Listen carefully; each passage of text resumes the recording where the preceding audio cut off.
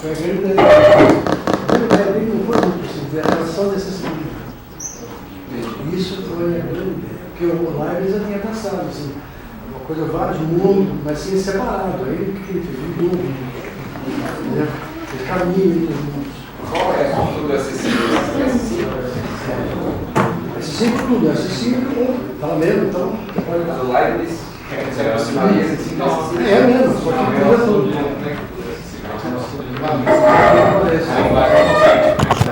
1, 2, 3. 1, 2, 3. Como se é acessível, se é uma relação.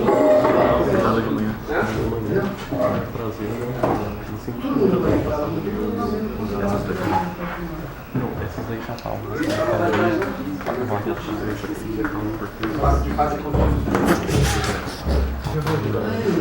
Muito cheio.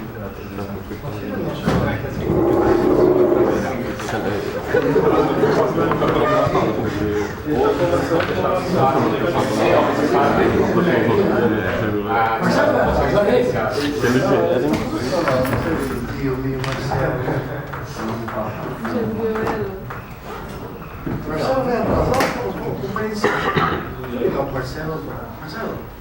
Só mesmo,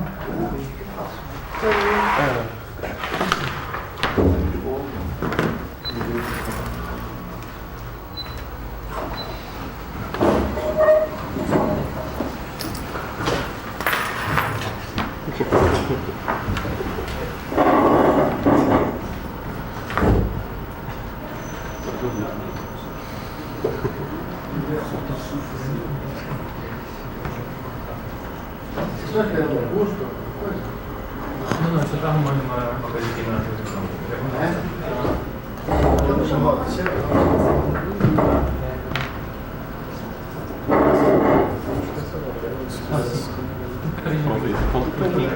Pra ver se consegue. O Luiz chegar. Então, vai ser bom pegar mais cadeira. Você não viu? Por quê? Não funcionar agora.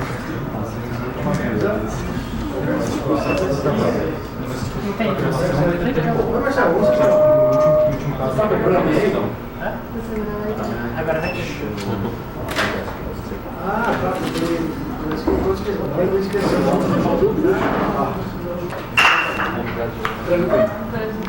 Tá bom, beleza. Momento para ele. Ok. Olha aí como está usando, Bruno. Ela deu um salão. Agora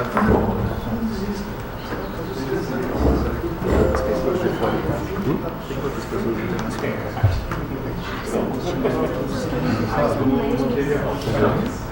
Eu tinha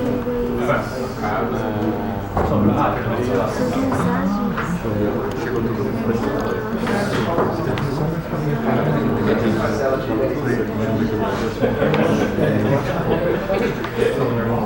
Não, como assim? Fica assim.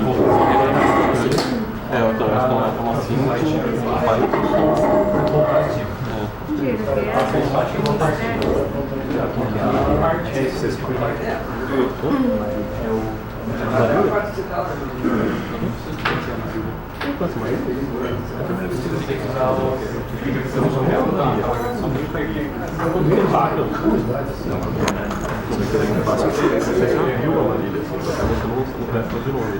A Marília é um ícone do parque do pleno da Unicamp. A Marília não matemática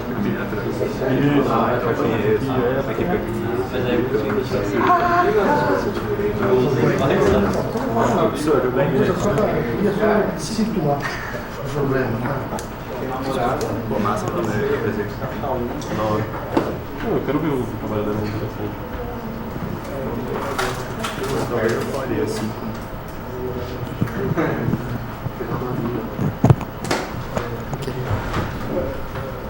Eu vou cantar agora.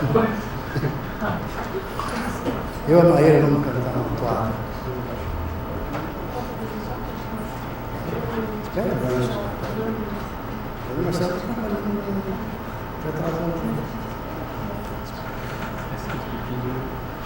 So just wait a few minutes for Ben and 1 minute and a half, according to what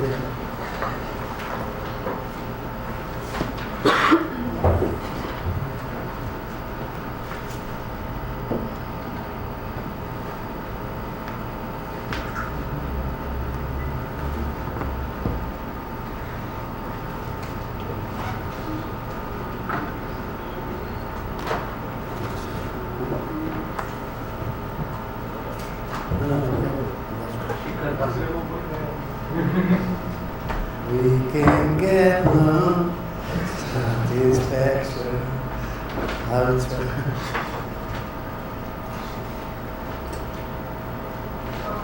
O Júlio queria cantar também.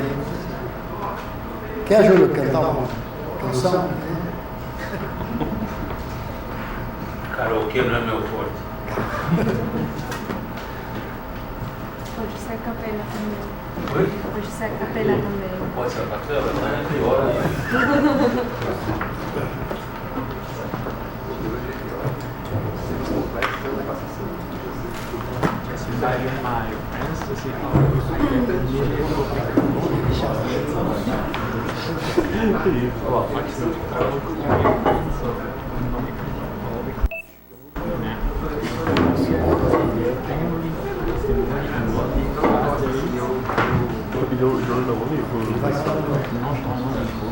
Eu trabalho muito para eu poder ler, eu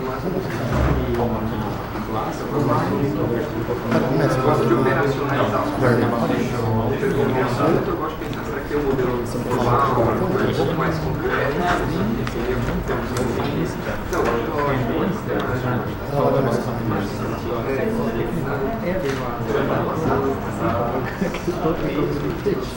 Ai, não sei, é Lógica,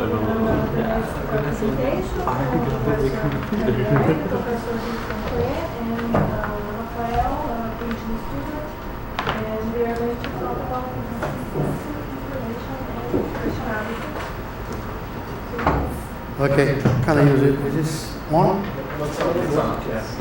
No, I don't need it. Make it liga ele. Okay. So the idea is the following. It's a pleasure to be here. It's a pleasure to start this evening section. In this section, we are going to be listening to people when they have things to present and so on. The idea of this paper, Consistent Information Rationality, together with my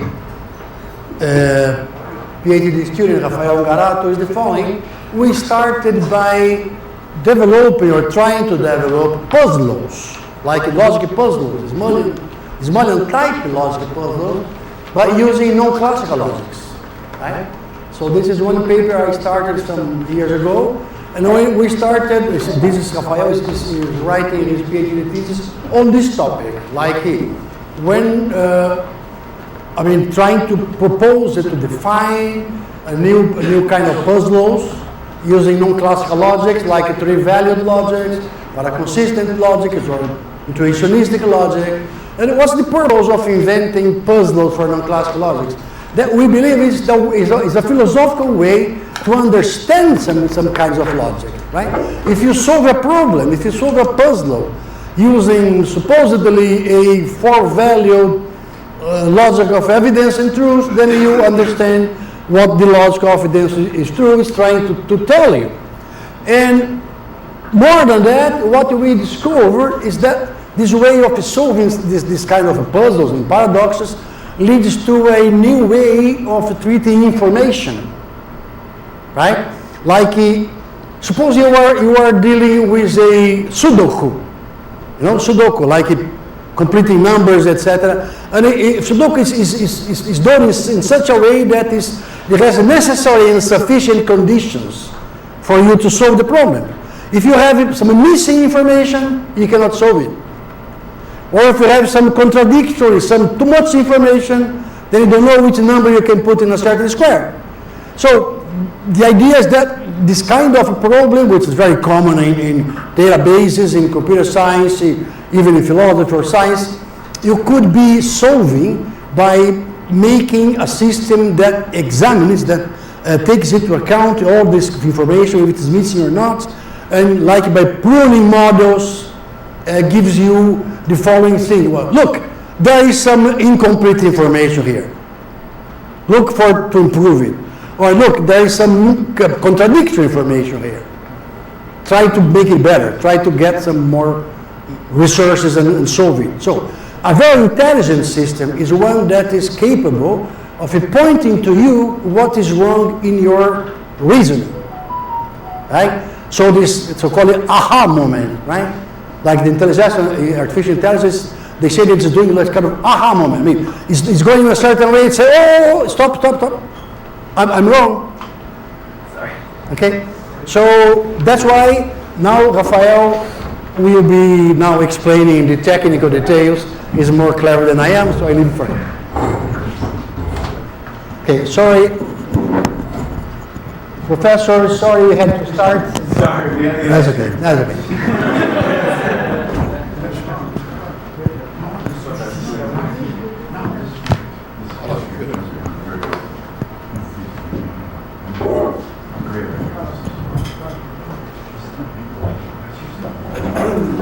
So thank you, Walter, for making this nice introduction to this topic. And just to relate to what Brandon was doing later, previously, Brandon was showing that classical logic has some shortcomings, and if we add probability, maybe we can solve these types of problems. Now we go towards the other direction. We see that classical logic has some shortcomings, and we will try to solve it deductively by non-classical logic, par-consistent and par-complete. And as Walter was talking, our initial problem here was about puzzles, because we had a problem, well, you know, zebra puzzles, Einstein's puzzles. If you have a set of information, you can solve the puzzle, classical puzzle, by making inferences. But what if now, for example, I have one puzzle and I put some additional information that contradicts some of the other information that is inside this set? Well, then classical logic will not solve this without removing some...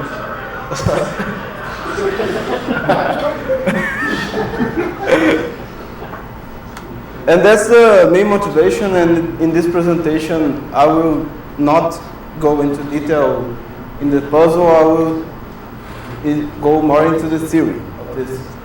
So let's begin.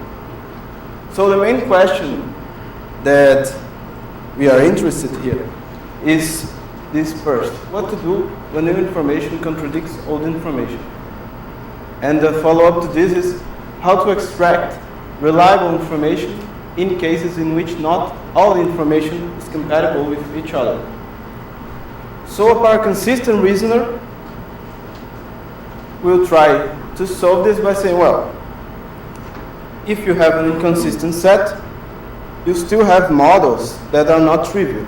So you can distinguish information that is the case from information that is not the case. But we will see that the par-consistent reasoner still has a problem, and is that he, by allowing models that are inconsistent, he allows much more models than it's desired. So that's the problem of the par-consistent reasoner. And the classical logician, if you have an inconsistent set, the only possibility for him would try to remove what is inconsistent to make it into a consistent set, but he cannot deal with this problem. This is a problem of par-consistent logic due to the principle of explosion. So if you have an inconsistent set, it will contain some contradiction in classical logic. So it trivializes. Now any information follows from this. So I cannot distinguish information that I can extract from information that I cannot extract from the set. So it's useless information. So we have a simple example here. Consider the following set of propositions. If John, and we are assuming here guilty is just defined as not innocent. So if John is guilty, then Mary is innocent. Mary and John are innocent. If Mary is innocent, then Joseph or John are guilty, and Joseph is innocent. This could be like one of those murder puzzles, just a very simplified version of this. But this puzzle is special in the sense that it's not consistent. With classical logic, we arrive at a contradiction. And it's just Joseph is innocent and Joseph is guilty. So what do we do now? We have to go to bar-consistent logic, because it provides models for this set. If we do not want to remove some sentence, suppose that we have to maintain all this information. So now I'm going to go towards bar-consistent logic, which is three-valid logic, LFY1, which I will be not speaking here in detail because Juliana later will be talking about LFY1. So the main thing I want to say here is that this is a three-valid logic in which it adds the half value. So the half value will provide more models to this inconsistent set. That's the main point here of bar-consistency. And it's true functional in three-valid logic. And in LF1, it has a single characteristic that when we are talking about this half value, we are talking about the contradictory. So the proposition is contradictory. So the logical multiplicity, so to speak, of this logic is that when a proposition is inconsistent, then it is contradictory and vice versa. If it is contradictory, then it is inconsistent. And that's just what the bullet says. And the ball A would be that alpha is consistent. Okay, so that's LFY1. We will not be talking about this in detail.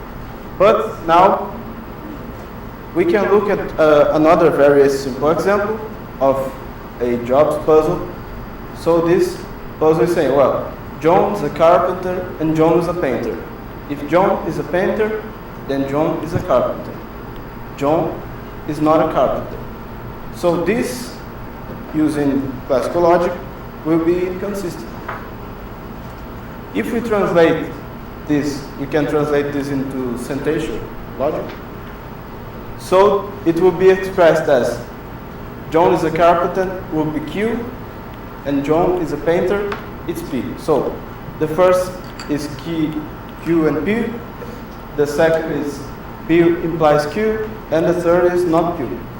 So now the puzzle, we have to find a model for this. We just have to find some valuation that satisfies this set. And now in LF1, we really have two models that satisfy this set, which are V2 and V5. But now that we have two models that satisfy the set, we see that we have a little bit of a problem here. Because we have two situations that are different. So in the first situation, P is considered as only true and Q is considered as contradictory. And the second, P is considered as contradictory and Q is considered as contradictory. So our problem was to find the contradiction. But it appears to be the case that when we try to find models, the contradiction spreads. It's like, do we really need to say that Q is contradictory, for example? We don't need Q to be contradictory because there is a valuation. P. We don't need to say P is contradictory because it has a model in which it is consistent. So the basic standard bar-consistent approach will not be good for us because it's the name that it overpopulates our models with contradictoriness. So in this case, we can infer that P is the case, but we cannot infer that P is reliable, neither that Q is reliable. This I'm reading the ball is consistent as reliable. So if we cannot say that P is reliable, neither Q, what can we actually extract from this set. Remember that our initial problem was how to extract reliable information in cases in which not all information is compatible with each other. So we have to do something about it. So we return to the example. There are some models that satisfy this set. And, well, we are working with functional logic, so to present each valuation, we will only consider the proposition, atomic propositions. So, in the first situation, which is valuation 2, P is only true and Q is contradictory. And the second situation, in B5, P is contradictory and Q is contradictory. So, in this situation, the only unavoidable contradiction is regarding Q, because it's contradictory in both situations. However, with regards to P, we are left with a model choice between, well, is it consistent or is it contradictory? So, are there philosophical reasons to prefer one model over the other? Our standpoint is that, yes, if we adopt the epistemic approach to power consistency, we have philosophical reasons to prefer the model that assumes all undeclared contradictions to be consistent. So the proposition will be regarded as consistent, which I will explain later. So let's consider this in a simpler example. Suppose that you have a database and you only know that P is the case in this database. So you have the set P. Would it make sense to say that the value of P is half, even though this model satisfies P? It's like you were put in conflict where there is not a conflict being reported. So at best we would look to this and say, where do you even see the conflict in P? So this is our this is where it comes from. And how to solve this problem? Well, we say that if P, there's no reported conflict about P, then we must consider P as consistent. That's what's written here, right? In a scenario of contradictions that only arise when there's a reported conflict between one or more sources of information, it makes sense to use consistency as a default assumption. Because contradictions here are provisional. Like you are not investigating ontologically the world, and then if... Permite você make it like this word condition.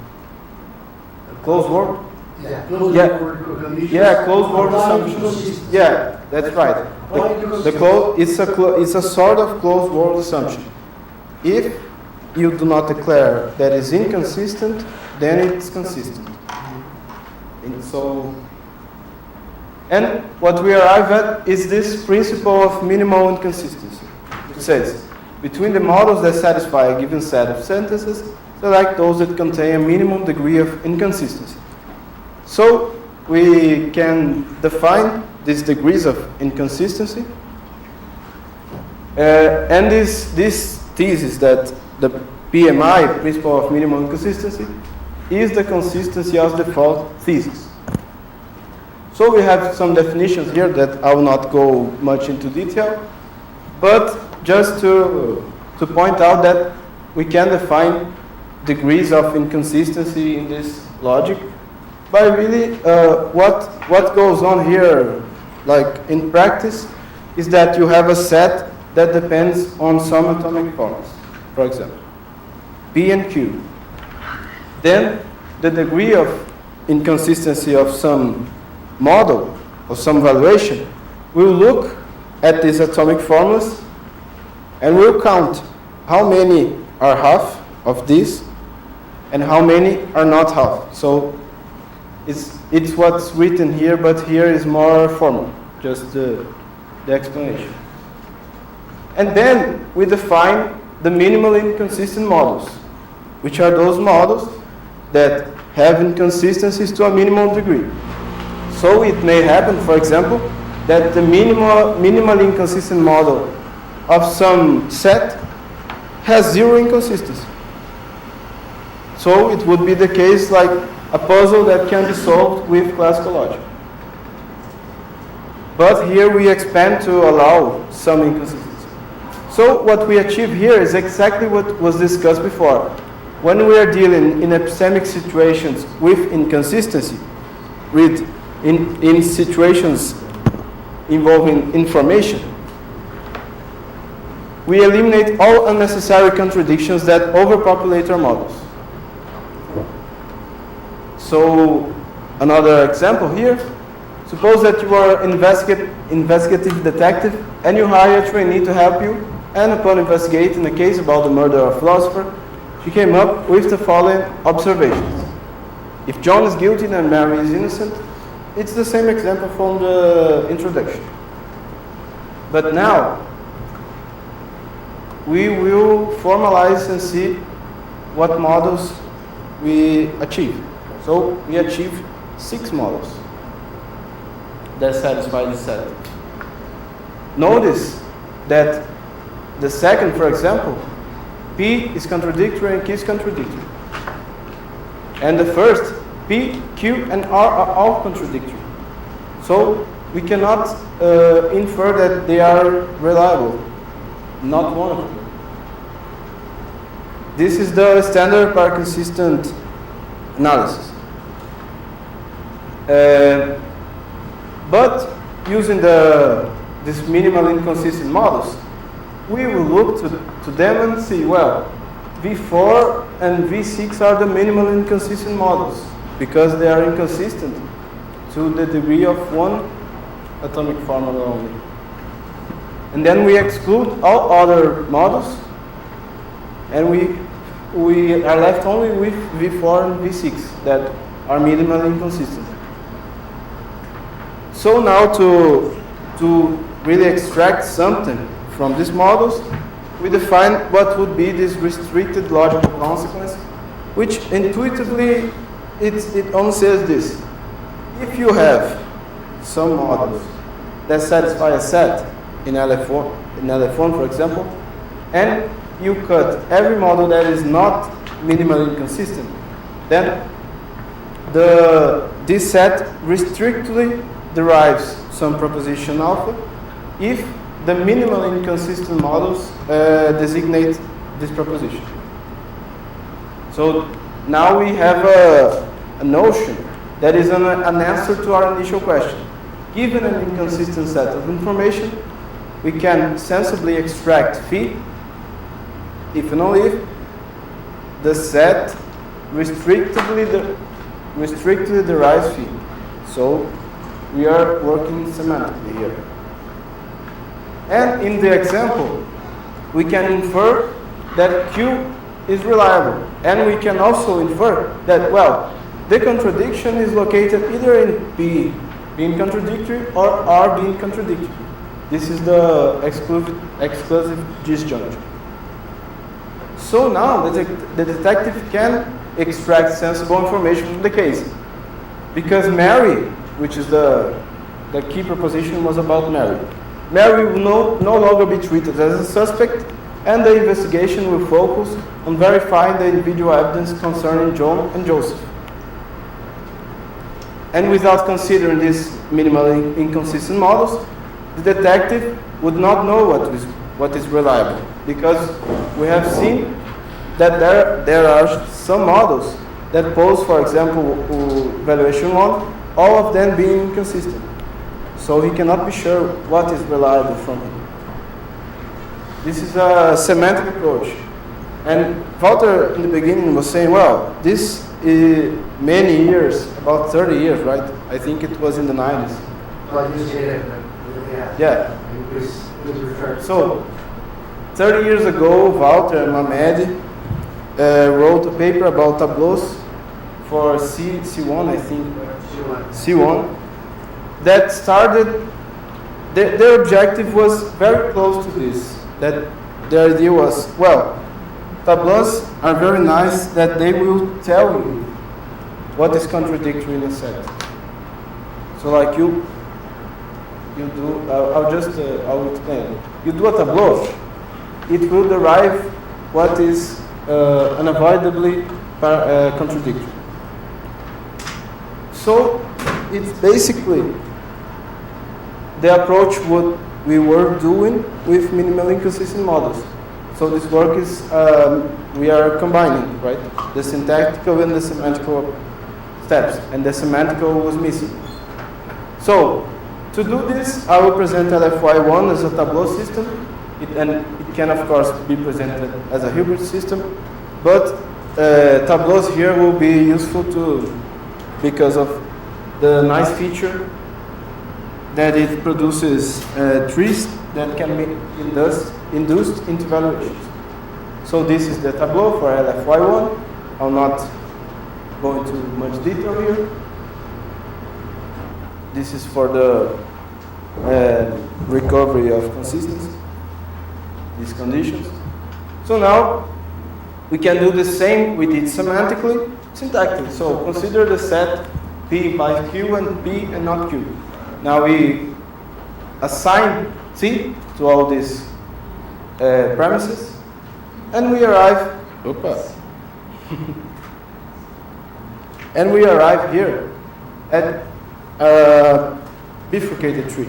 So 1 is closed because P is considered as F here, so it closes. And the only branch that is open assigns Q as inconsistent. So that's what we were talking about. The tableau directly points at the inconsistency in the set. That's what I'm saying. But the tableau still misses one thing. It leaves the reliability of P undeclared. So here, the tableau will not say, well, is P consistent, is P contradictory? It does not assert anything. So here, given that we are trying to find what is essentially contradictory in an informational set, we have this closed world assumption that Walter was talking about earlier that says it's the syntactical version of the principle of minimal inconsistency. So it says that, well, an atomic sentence is inconsistent only if it's declared as inconsistent. Then we can formalize this in the tableau, right? But if there is no rule for the tableau that allows me to derive that P, for example, P is inconsistent, then it will be declared as consistent. In practice, what happens here is, for example, in the standard tableau, we would go only up to here. Now, with the closed world assumption, we can also derive that P is consistent. So, we arrive here. This is the branch of a minimal inconsistent model of this set of sentences. So here's the connection between the syntactical and the semantical approach. The tableau still needs some refinement because it may leave multiple branches open and branches that are not minimally inconsistent. So we add to this a pruning rule that it says, well, if a branch is not minimally inconsistent, then we cut it. And how do we cut it? It's not by semantic analysis. It's really by counting the occurrences of the contradiction of atomic sentences. So that's why it was important to remark that the bullet was the measure of contradiction in the case of LFY1.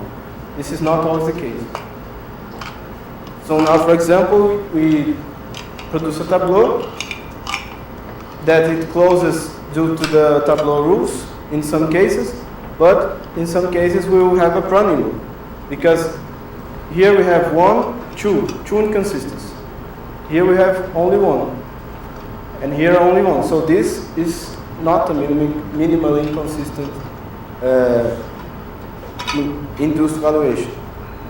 now we can always expand this informational approach to logics of evidence and truth, because information may be excessive, we may have excess of information in the cases of bar consistency, but we also have cases of lack of information, right? So information is not always complete. Now we consider a database similar to the one introduced in LFY1, but we add a sort of dynamical aspect. We can have, for example, we have the database here, and we have multiple sources from which it gains information. So it is persistent, because it may gain information that alpha here and not alpha from here.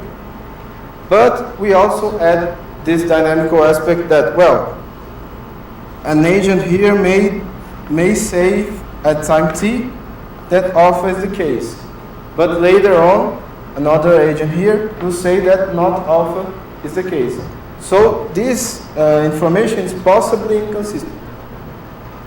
So we add also this aspect, and we also will have cases in which neither of the agents that feed the database will say nothing about a certain proposition, P, for example. Then P is undetermined. So we have 6 states possible. We have here, in this scenario, we represent 6 states. Reliable positive information, which is the big T. Unreliable positive information, so it may be, for example, contradictory later on. We may report it as contradictory, or really contradictory, undetermined information, unreliable negative, and reliable negative information. So this idea I will use let k plus because it's deterministic, so it behaves well. And the only thing to notice here is that the designated value here includes B, because it's the par consistent aspect of this logic, and the undetermined information is not in the designated values that allows for the par complete aspect of this logic. So okay, here we have the truth tables for the 6 valid logic. Also, I will not go into detail here. But with let k plus, we can broaden the question given in the beginning of this paper, this presentation. How to extract sensible information from a possibly inconsistent or undetermined set of sentences. So now we really reach where we want. It may contain inconsistencies or undeterminateness. And here the problem is even bigger, because we have 6 values. So the models grow much more than the case of 3 values. So consider the even simpler example that says John is a painter or John is a carpenter. And true, John is a painter. This set of sentences we can formalize P or Q and P.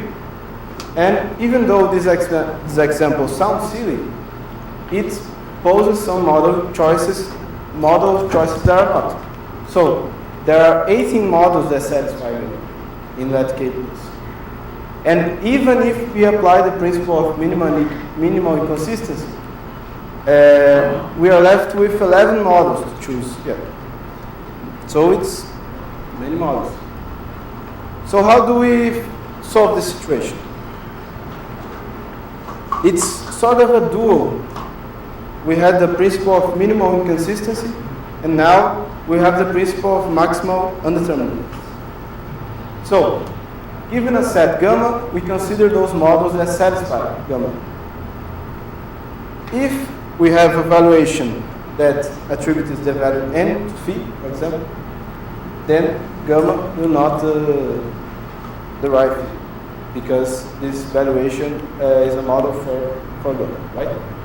Moreover, the value of not phi is also undetermined. Okay. So this valuation presents a situation that even though we lack information about the proposition phi, we can satisfy the set. So what this means? This means that attributing any determinate value to phi is unnecessary to construct a model of gamma. So this consideration leads us to our second principle regarding sensible model selection, which we'll call principle of maximal undeterminateness, which says, well, between the minimally inconsistent models that satisfy a set of sentences, select those that contain a maximum degree of undeterminateness. So it's dual. We can define degrees of undeterminateness. We can do the maximally indeterminate models in the dual way of the minimally inconsistent. And now we are looking, we search for the models that are both minimally inconsistent and maximally undeterminate. So we have, in contrast to the closed world assumption, with regards to inconsistency, undeterminateness requires the open world assumption that in the tableau, which we'll see cases, it says, well, an atomic formula is true only if it is declared as true in a tableau, if you can derive this sign formula. Otherwise, it's declared as undeterminate. So, in the example above that we've seen that there were 11 models to choose, applying the principle of maximally indeterminate models leaves us with only 2 models. We go from 11 to 2.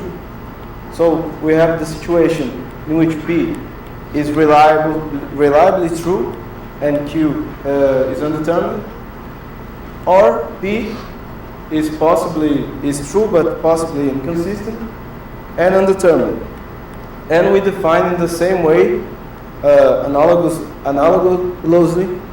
to the logical consequence in LF1, a restricted logical consequence for logic K+, which is the same idea. We look for those models that we select.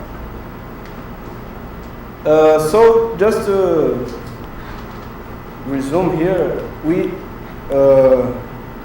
we've achieved very few numbers of models compared to the situation described before, that there were 18 models without these principles. So this is already a gain in information, because we can extract more information in this case. This is just something that relates to the expressivity of let K+, that we can, in fact, not only express when a proposition is inconsistent, but also when it is effectively contradictory and effectively undetermined. So here we have those proofs. Here is for the definability of undetermination, and here is for the definability of contradiction, effective contradiction.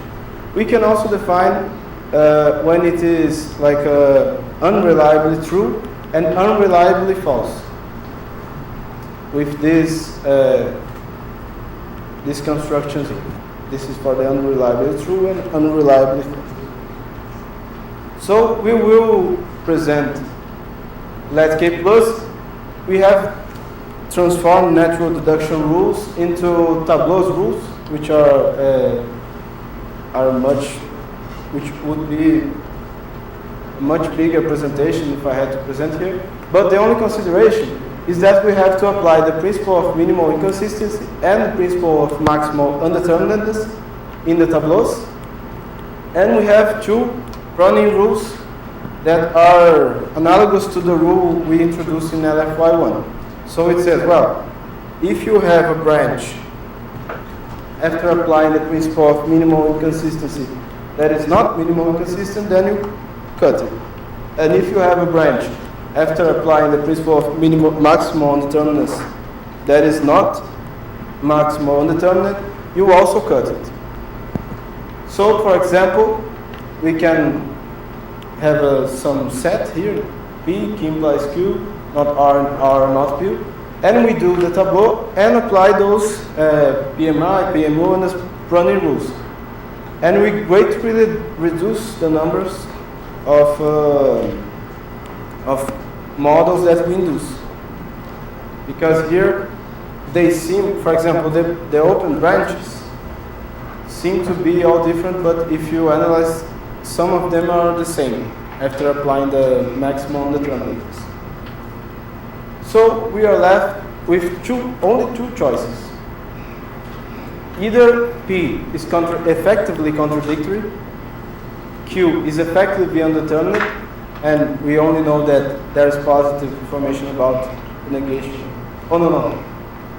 R is true and not R is true and R is false. Or we know that R is effectively contradictory, Q is effectively undeterminate, and P is true in the evaluation between these. The value of P would be 1 and the value of not P would be 0. So we can induce these 4 evaluations.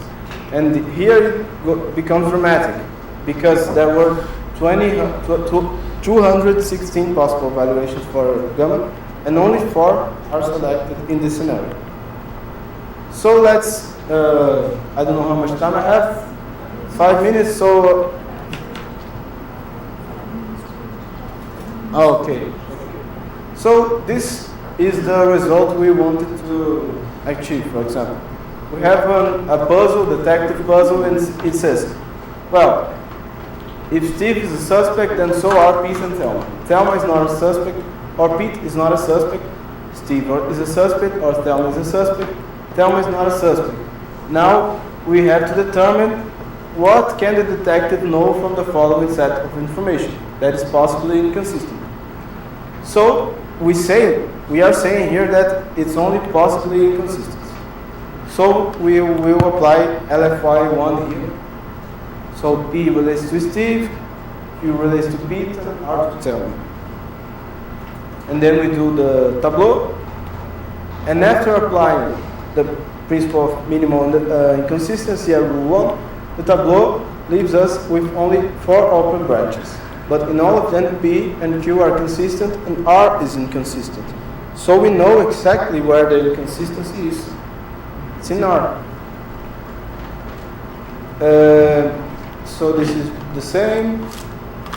So our minimally inconsistent induced model will be such that the value of R will be half. That is, it will be inconsistent, contradictory.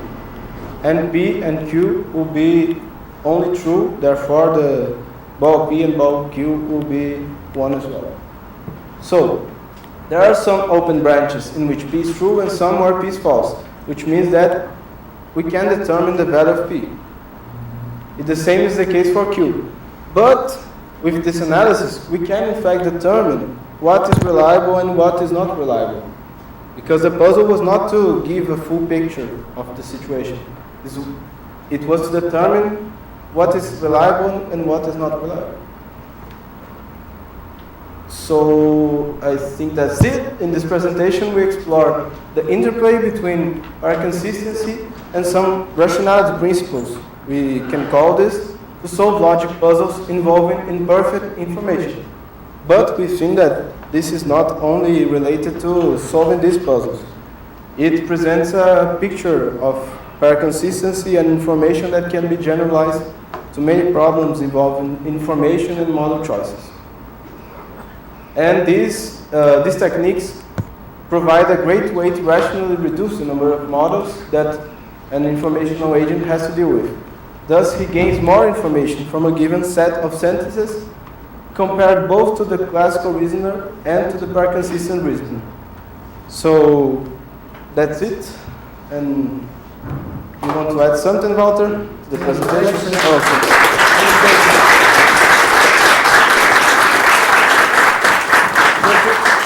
Just would like to add some sentences to what I beautifully explained. We are very happy because now we have in our hands a kind of a new reasoning tool, right? It's a very nice reasoning tool. It can be combined with probability, it can be combined with an algorithm, it can be used in justice, like to construct better automatically judges and lawyers. Many other, we see that it's usually used with many other situations, right? Like a new reasoning tool, as I like to say. So that's why I'm so happy with that. And I always see visual aids together with me. Thank you. questions? Run it. Super interesting. I mean, I'll have to study the models. But one thing I was able to figure out during the talk is that there's, so I have like a conjecture and something to investigate here. So when you started with a simple example that had the 3 propositions, like 2 of which were like P and Q and 1 was not P, a really simple consistency. That set is different than the other sets that had 4 members in the following interesting sense. That set, there's no evidence that could probabilify each member of that set. In other words, it's impossible on any probability function for each of those to have probability greater than a half. Because of course, if the conjunction has probability greater than a half, then the negation of one of its convex has to be less than a half. But the other sets that have 4 members, those are consistent in the sense I just described. There does exist probability distributions on which they're all probability. You mean classical? Classical. Okay. So here's a conjecture, and it's probably true. So here's a different way to define degree of consistency of a classically inconsistent set. It's the maximum probability threshold T such that each member of the set can be probabilified to at least that degree. You understand what I'm saying? So the first set can't be. There's no threshold greater than half. It's just incoherent. Where I'm thinking of coherence, consistency of belief as, they can all be probabilified by your evidence. Okay? Each of the ones individually. Like in the lottery case. That's inconsistent, but they can all be very probable. Arbitrary probable. Here, they won't be able to be arbitrary probable because it's a smaller set. But what I was able to verify is that all the 4 element sets they look at, they can all be probabilified. There exists a probability distribution, and so here, and I haven't calculated this yet, but here's something to investigate. What's the relation between your degree of inconsistency and the one that I just stated? I think there's going to be some very interesting relationship. Yeah, there's something that the first example. Okay, just measure the degree, and then we have some. I bet there'll be an interesting correspondence between the threshold in my notion of degree of coherence and just the way you're measuring degree of coherence. The first example here, it produces only 1 branch, and it says that Q is inconsistent. Yes. But the others, where it's more complex, they may present, I don't know if this is one. Yeah, here. Like for example, it presents either P to be inconsistent and R to be inconsistent. So here's a conjecture. Here's a conjecture. When you have multiple branches, I have no idea if this is true, but we can figure this out. When you have multiple branches like this, as opposed to the other case, maybe what's separating these cases, another way of characterizing it is, in the case where you have just the 1 branch, the beliefs can't all be probabilified on any probability function. But in the case where there's multiple branches, it can't be. That's the conjecture. And then there's another conjecture I have is that probably there exists some probability threshold such that we could line up your notion of degree of incoherence or inconsistency with this, what I'm calling degree of inconsistency, which is the maximum threshold, degree of coherence, the maximum threshold that's possible for all of those on a single probability. Okay, I understand. See what I mean? Anyway, I love it. It's great. It's really interesting cases. But I would just like to explore the probabilistic way I would analyze it from the logical way. There's going to be, I'm pretty sure there's going to be some correspondence there. Yeah, no.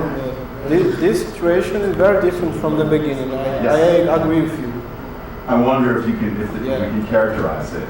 In other words, there might be like a probabilistic semantics for some of what you're doing. Where do you maintain the classical ongoing model? Okay. Just enough. We should look at it. It's interesting. I don't know like what to say now, but we need to look at it.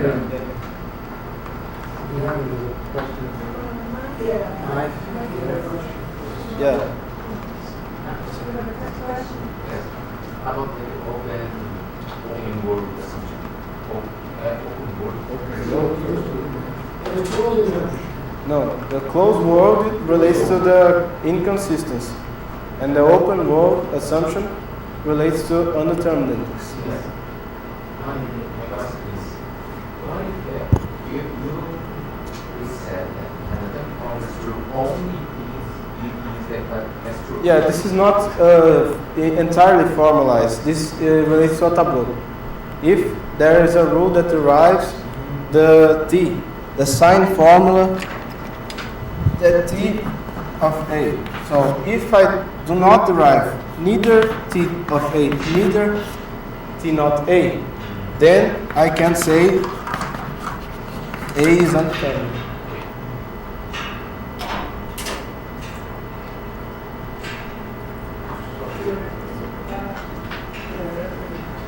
I just wanted to point out, I don't know if it's helpful at all, but you are using semantically what is called, I think, epsilon matrices by Kyoto.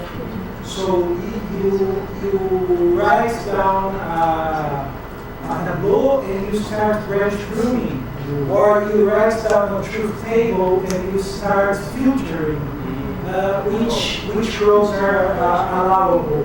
I know that Kyoto has some theory behind epsilon matrices. Maybe it's helpful, maybe it's not helpful. No, it's very helpful. Maybe he created them for such structural logics, but clearly there's many possible applications, and you find something completely unrelated to what you have in mind. No, if you can give me the full later. Yeah. You have it? Valis was invited us to create the restrict But I noticed that they are not using multi-algebras. They have only algebras. So it's Fiocchi's work, not work that doesn't exactly. Okay, good. Then let's try it. Okay, so let's think of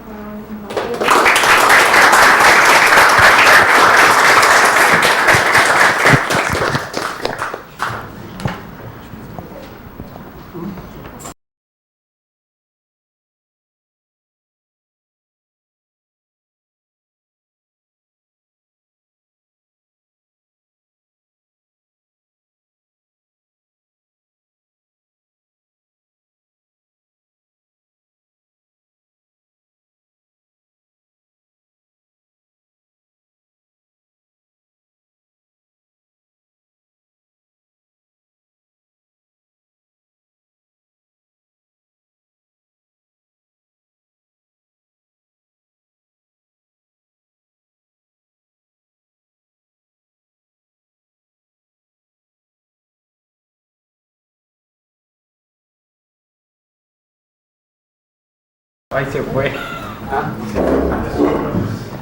Va a buscar. ¿Va a ir a la biblioteca? Va a buscar a esse aqui. Ah, tá, trabalho.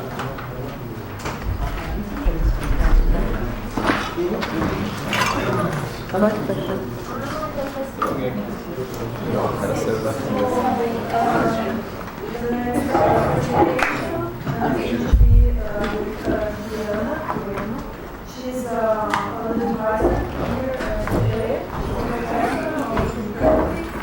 For those who are not conversation, she is a professor in another campus of engineering, Faculty of Technology,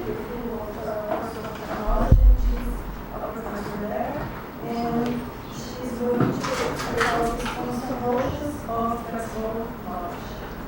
Okay. Thank you, Maíra. Thank you, the organizers, and thank you for listening my ideas. This I'm talking about some notions of flexible knowledge. Is a paper that I'm writing in collaboration with Walter Carnielli and Juan Carlos Agudelo. The motivation for this work is the following question, okay? Are the truths of classical logic and intuitionistic logic the same type of truths, or are they fundamentally different? We talk in this meeting about this in the Fight Zone talks. We agree that there are some proofs in classical logic that intuitionistic logician does not accept. Taking this into account, that are different should we then adopt different notions of knowledge to differentiate them? That is my motivation. Okay. I'm thinking the Plato's definition of knowledge, given by Theaetetus. Knowledge is justified through belief. Okay? And I have this question in mind. Is it reasonable to consider that knowledge exists at different levels? Observe that there are at least two different approaches when we talk about different levels of knowledge. One of them is one tied to the concept of truth and concerns epistemology, and the other refers to different ways of acquiring knowledge, such as by direct experience or through description. In my work, in this work, testimony. Yes. I'm focused specifically on the first debate, exploring how different levels of knowledge may arise based on different levels of truth. Because I'm talking here, I'm thinking knowledge like justified through belief. As if I accept that we have a pluralism of logic, and then I accept that man valued is a valid logic, I also accept that there are at least two different types of true value. Okay? And this impacts our notion of knowledge. That's my question. Okay? I will defend that, yes. Okay? And I will present that we can model this by using a three-valued paraconsistent modal logic based on the logics LFI1 that Rafael talked about in his presentation. I suggest how this approach opens new avenues for an expanded view on epistemology, aligning with a contemporary view of science. The issues of justification or the famous Gettier problems are not addressed in this work, okay? As they fall outside the scope of this specific reason. Okay? This is a further future work. My presentation, I will explain very briefly an introduction. I will talk about the logic LFI1 very briefly, and then I will show how I can extend this logic with modal axioms and rules in order to obtain epistemic and doxastic systems to talk about this kind of operators that express knowledge and belief, levels of knowledge and levels of belief. And the strategy is to extend this minimal system, KLFI1, to a multimodal system. Then I have epistemic and doxastic. I need a multimodal approach because I'm seeing when I talk about knowledge, I presuppose that there are an agent that knows or believes in something. Then I imagine many different agents. Oops.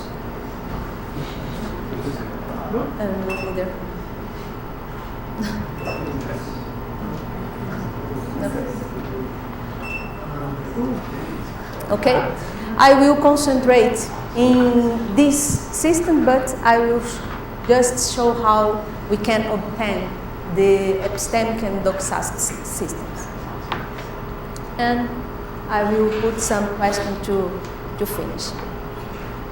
Okay, taking into account the Plato's definition, knowledge is a justified true belief. In this view, knowledge is connected to absolute truth. It only holds when it aligns with an immutable, eternal reality, such as forms. However, this implies that there is only one form of knowledge, grounded in a single truth that is constant and unchanged. Okay? But based on a pluralistic view of logic, and taking into account that logic and science have evolved a lot since Plato. For instance, probability and uncertainty are now part of science. Knowledge about conflicting theories is warmed, debated, etc. Seems to be the Plato's notion need to be reformulated or rethinking. Okay. Nowadays, non-standard logics offer a great variety of tools for analyzing epistemological questions. In particular, many-valued logic are the simplest choice for a first analysis of epistemological notions. Here, I'm choose LFI1 for a pragmatic reason, because we had a previous paper where we developed a multimodal extension of LFI1. So we are exploring this work, and then we choose LFI1. But I could choose LetF or other kinds of, yes, like Rafael did in his work. But this is just a first analysis where we can show that we have a system that can express different levels of knowledge, different levels of belief. Okay.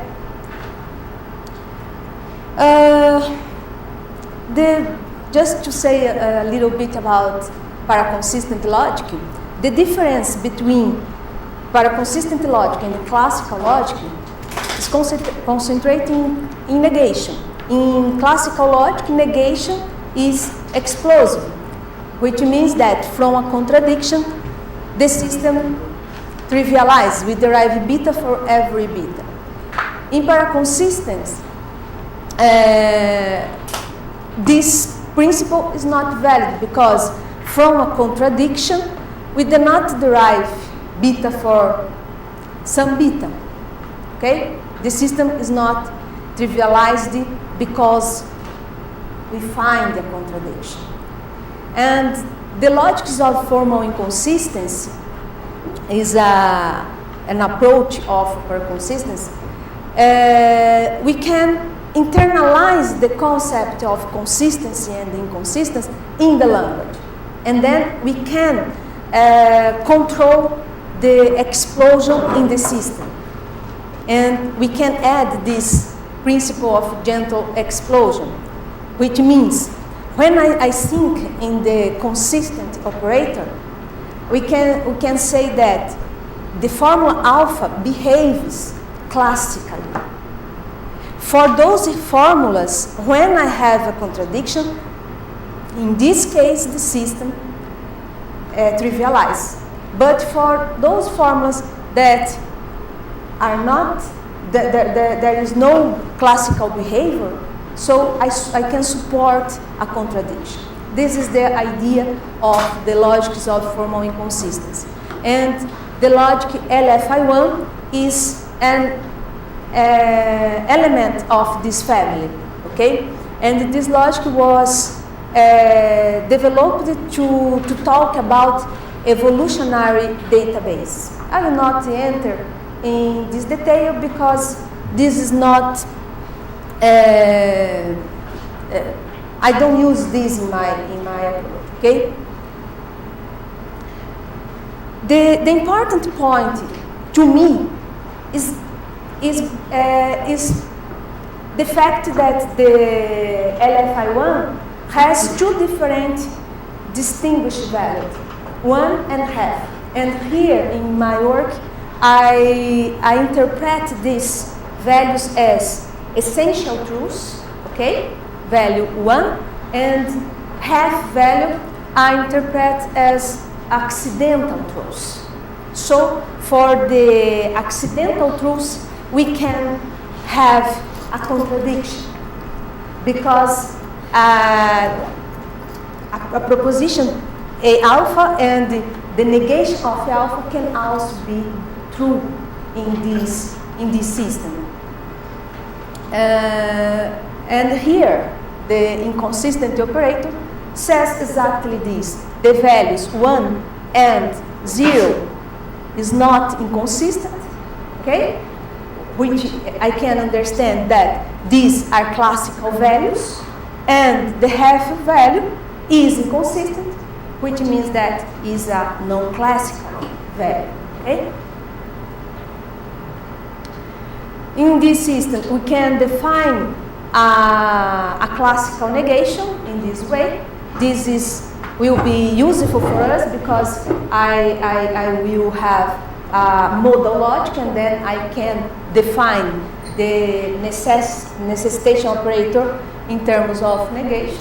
Okay, so this is important. One thing that is interesting to note is this difference in LFI1. This logic,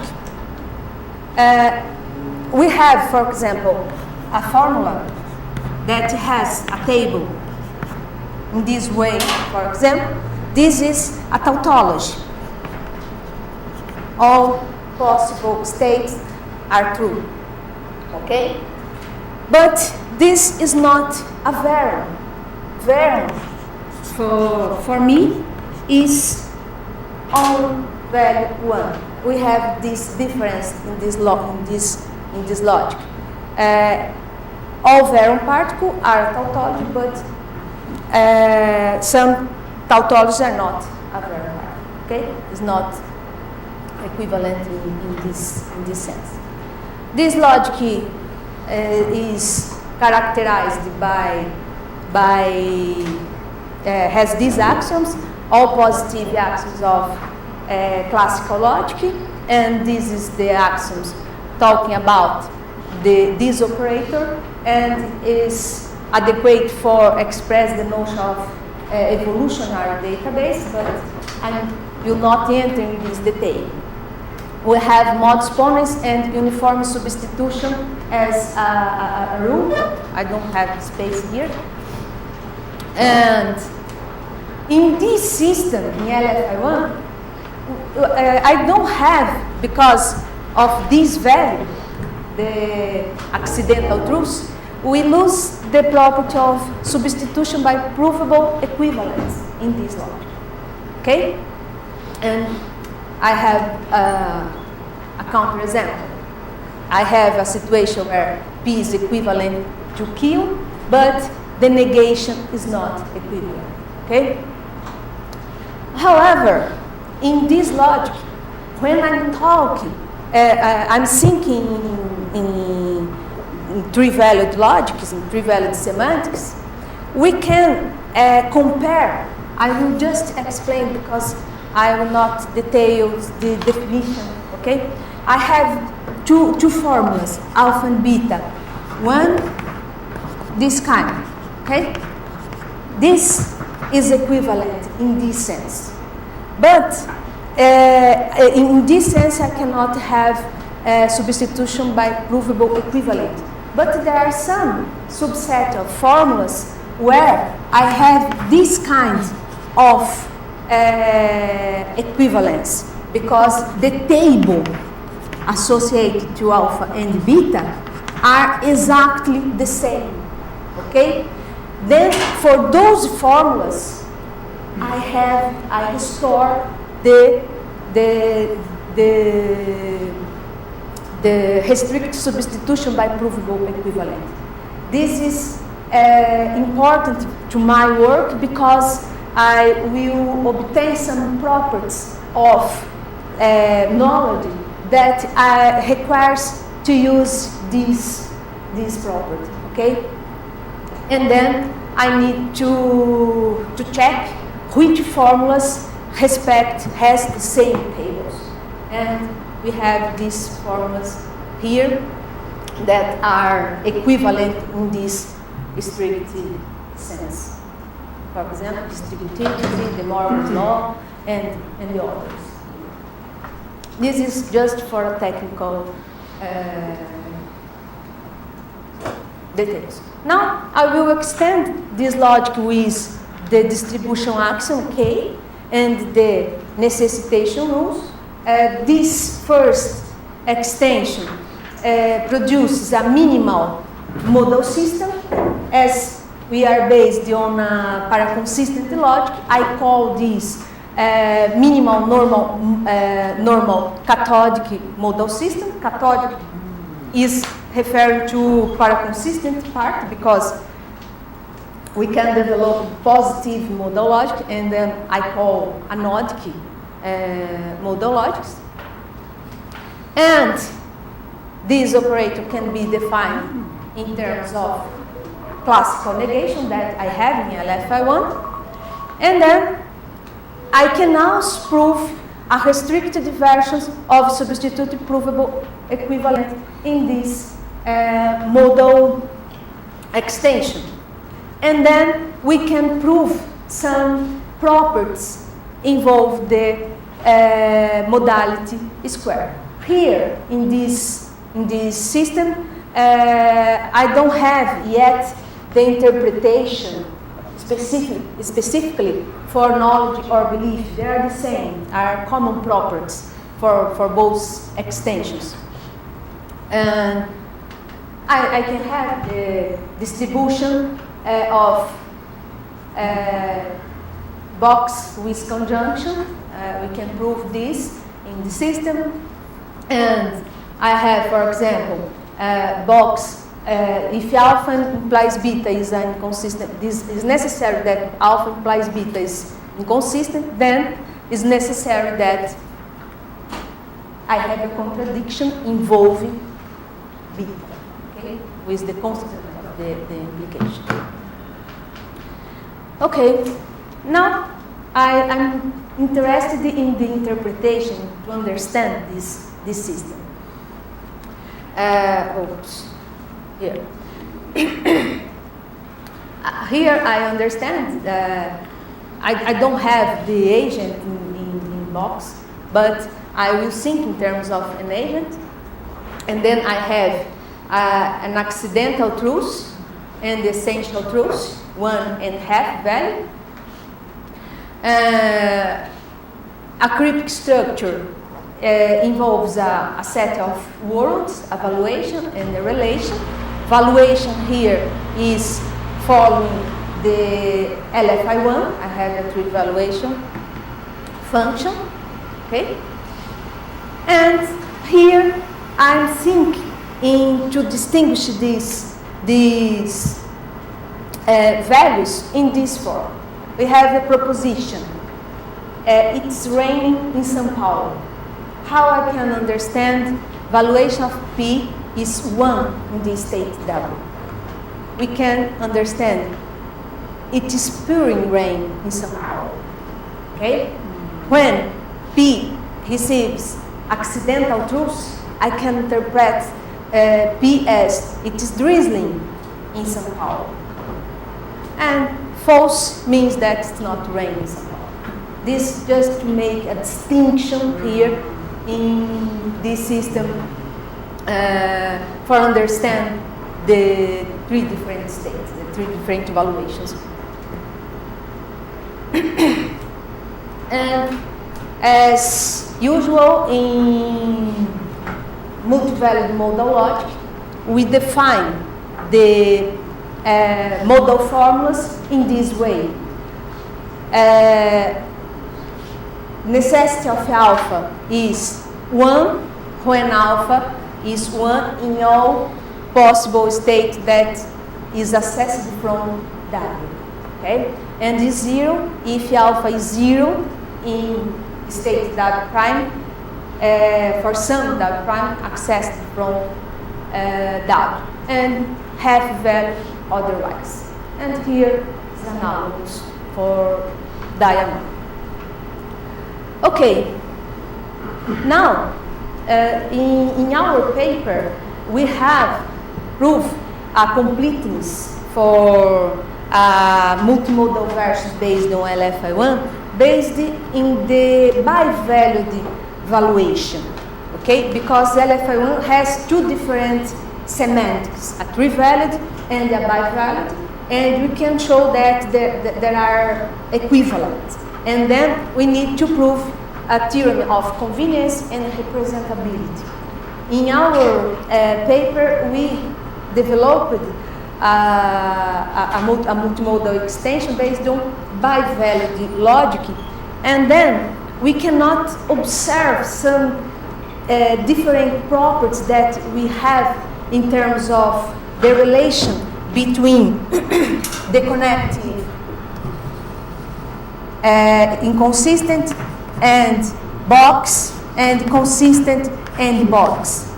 We cannot see the relation between this operator very precisely.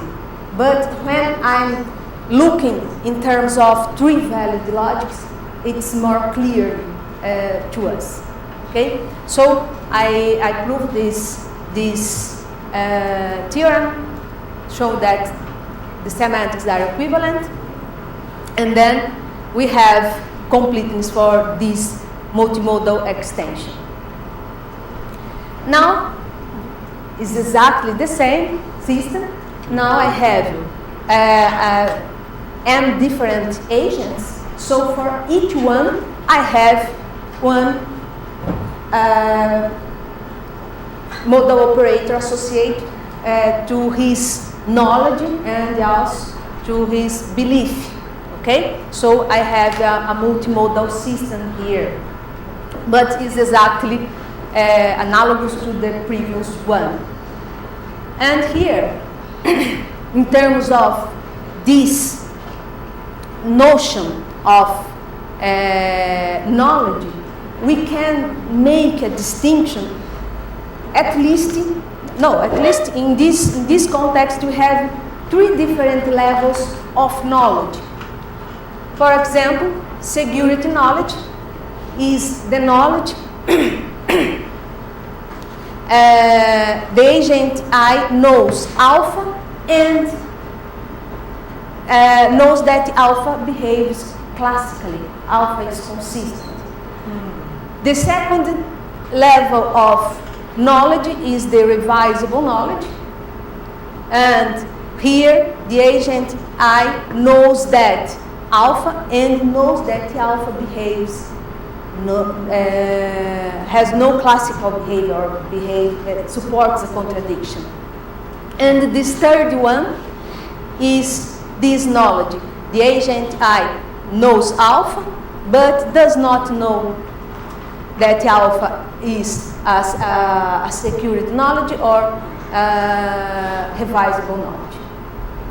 Okay, this can be seen better in terms of semantics. Okay, we have the same properties that we proved before is valid here for this kind of knowledge. And then I have, for example, if the agent I has a revisable knowledge about alpha, then the agent knows alpha and knows that alpha is inconsistent. This is a property that I can prove here. Analogous for security knowledge. And then, how is the difference between these three kind of knowledge in terms of semantics? Is the different kinds of information that the agent access. In these first scenarios, we have that the agent, well,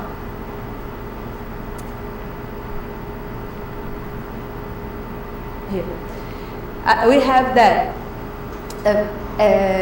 the agent knows P is essential truth when all access of this agent says that P is essential truth. Okay?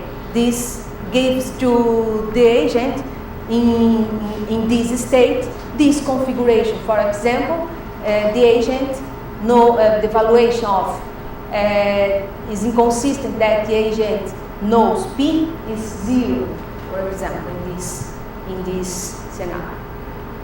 The second one, the revisable knowledge, observe that the access of the agent access only accidental truths about P. And then we have in this scenario that this formula is 1, different from the previous, that's 0, and here is 1. Okay? So this expresses that the knowledge of the agent is impacted from the kind of information they access. Okay? And the third one, the first and the second, I have homogeneous information. All possible world receives essential truths. And here, the second one, all possible world says that the P is an accidental truth. And the third scenarios, we have heterogeneous information. And this impacts what the agent knows about the revisable and security knowledge is 0 in both cases here. Okay? So we have the system can express these 3 different levels of knowledge. Of course, we can do the same in terms of belief operator by interpreting the K axiom by distribution axiom by belief instead of knowledge. And then I have the doxastic system. Analogously, I have 3 different kinds of belief, and we have properties about belief in this system that are the same of the previous one because they are equivalent. The difference between this system, the epistemic system here, and the doxastic system here, and the epistemic system is only the interpretation. The difference will come when I will extend this with the axiom. The axiom T, this one, and the axiom D.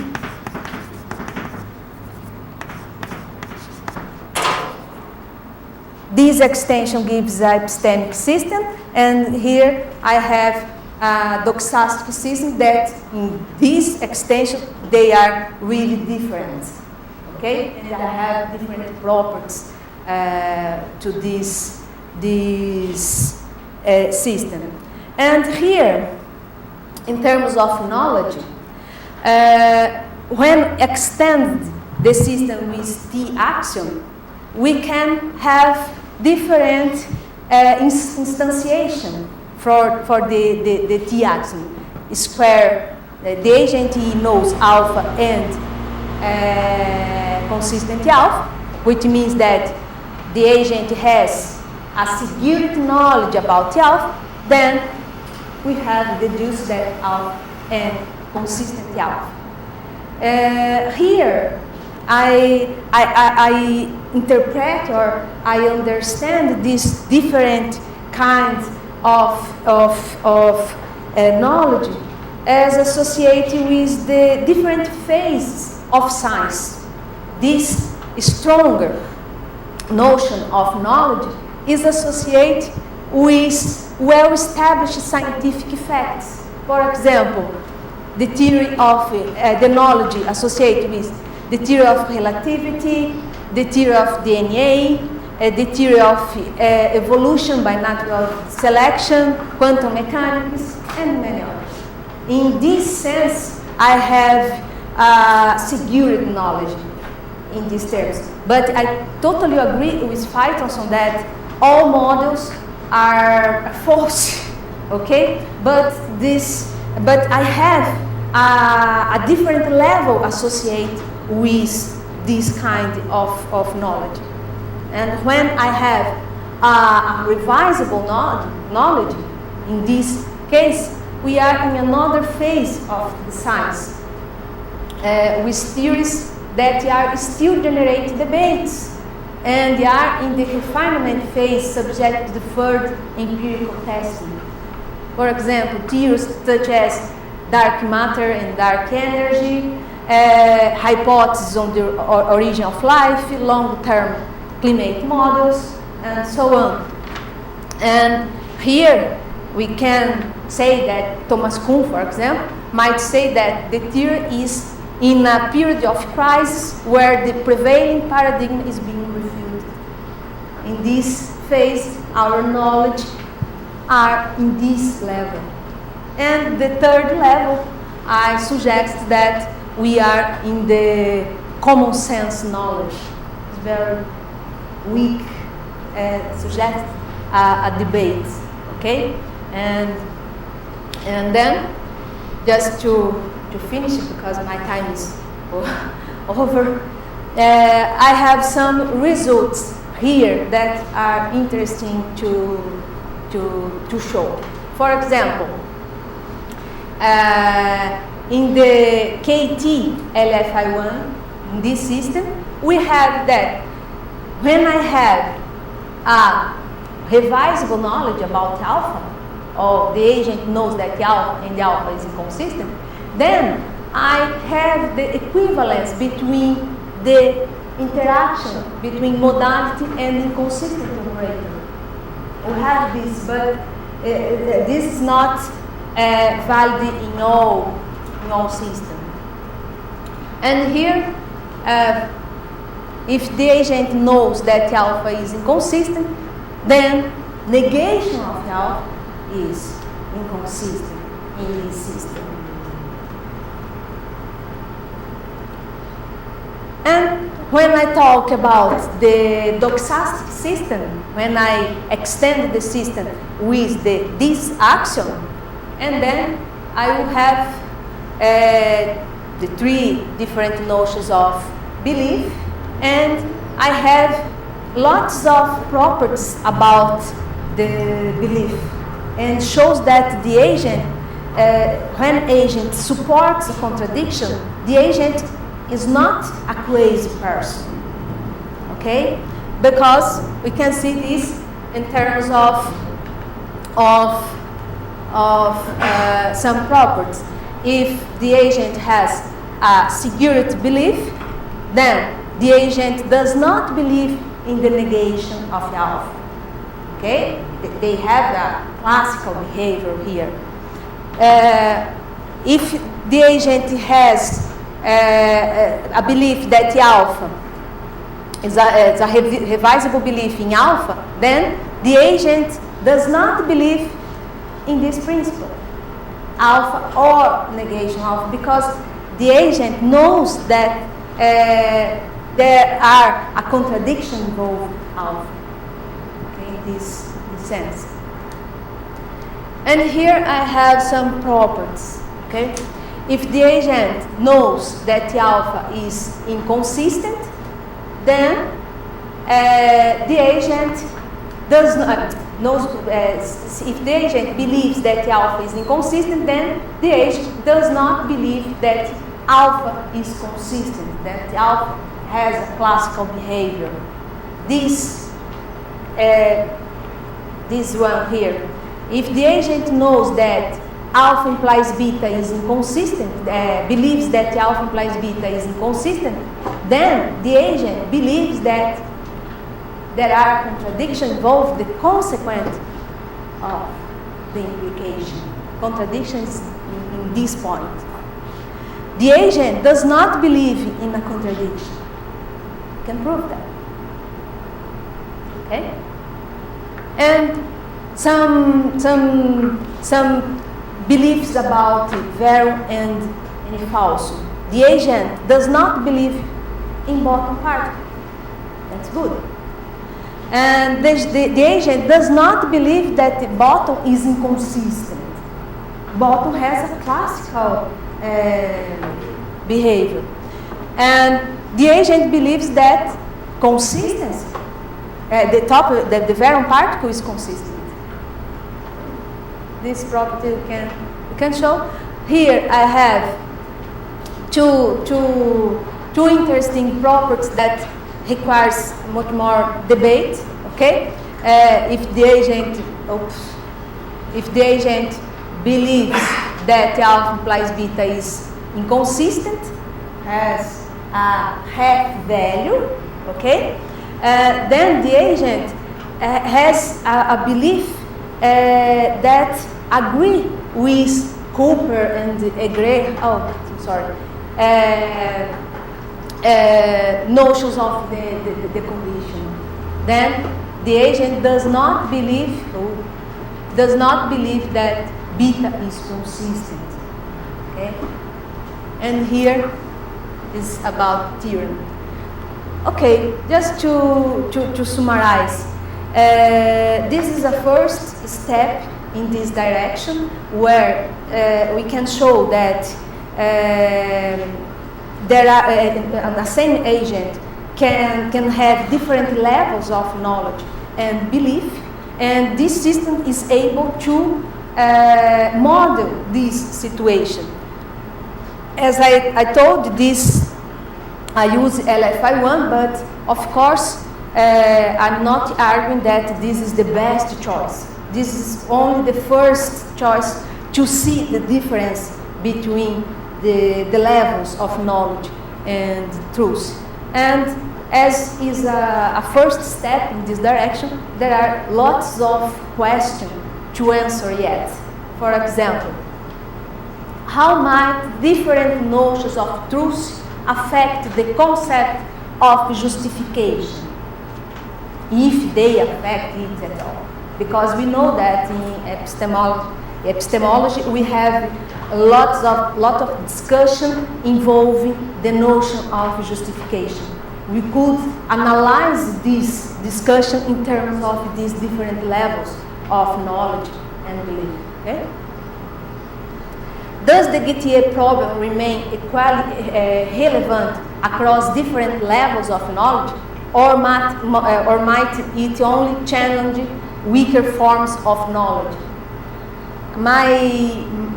I suspect that we can argue that the Gettier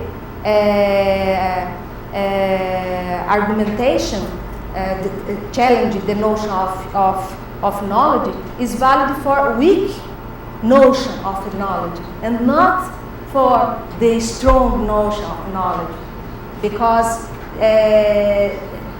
the example is that the agent believe in a true has a true belief, but by accidentally have a true belief. This is related to a revisable knowledge and not to a security knowledge, because the truth, they need to have to know that the information is consistent. Maybe the Gettier problem. Objection, yes, thank you. Objection is not valid in this sense. You can revise this argument. Is there a meaningful connection between levels of knowledge and types of knowledge? Like we talking about this in this meeting, such as knowing by acquaintance, knowing by description, and so on? I don't know, maybe. Could the classical distinctions in epistemology be reframed in light of this stratified view of knowledge?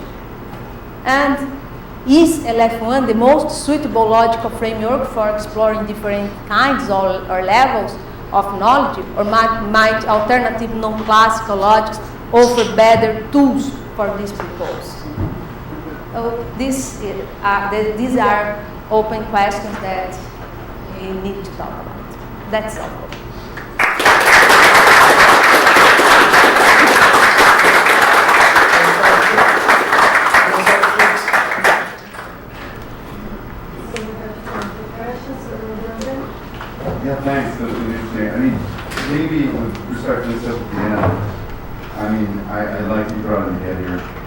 thinking, going back to the problem we were talking about with the x raised to the y power, where x and y are both irrational, is there such a pair such that when we raise x to the y, it's a rational number?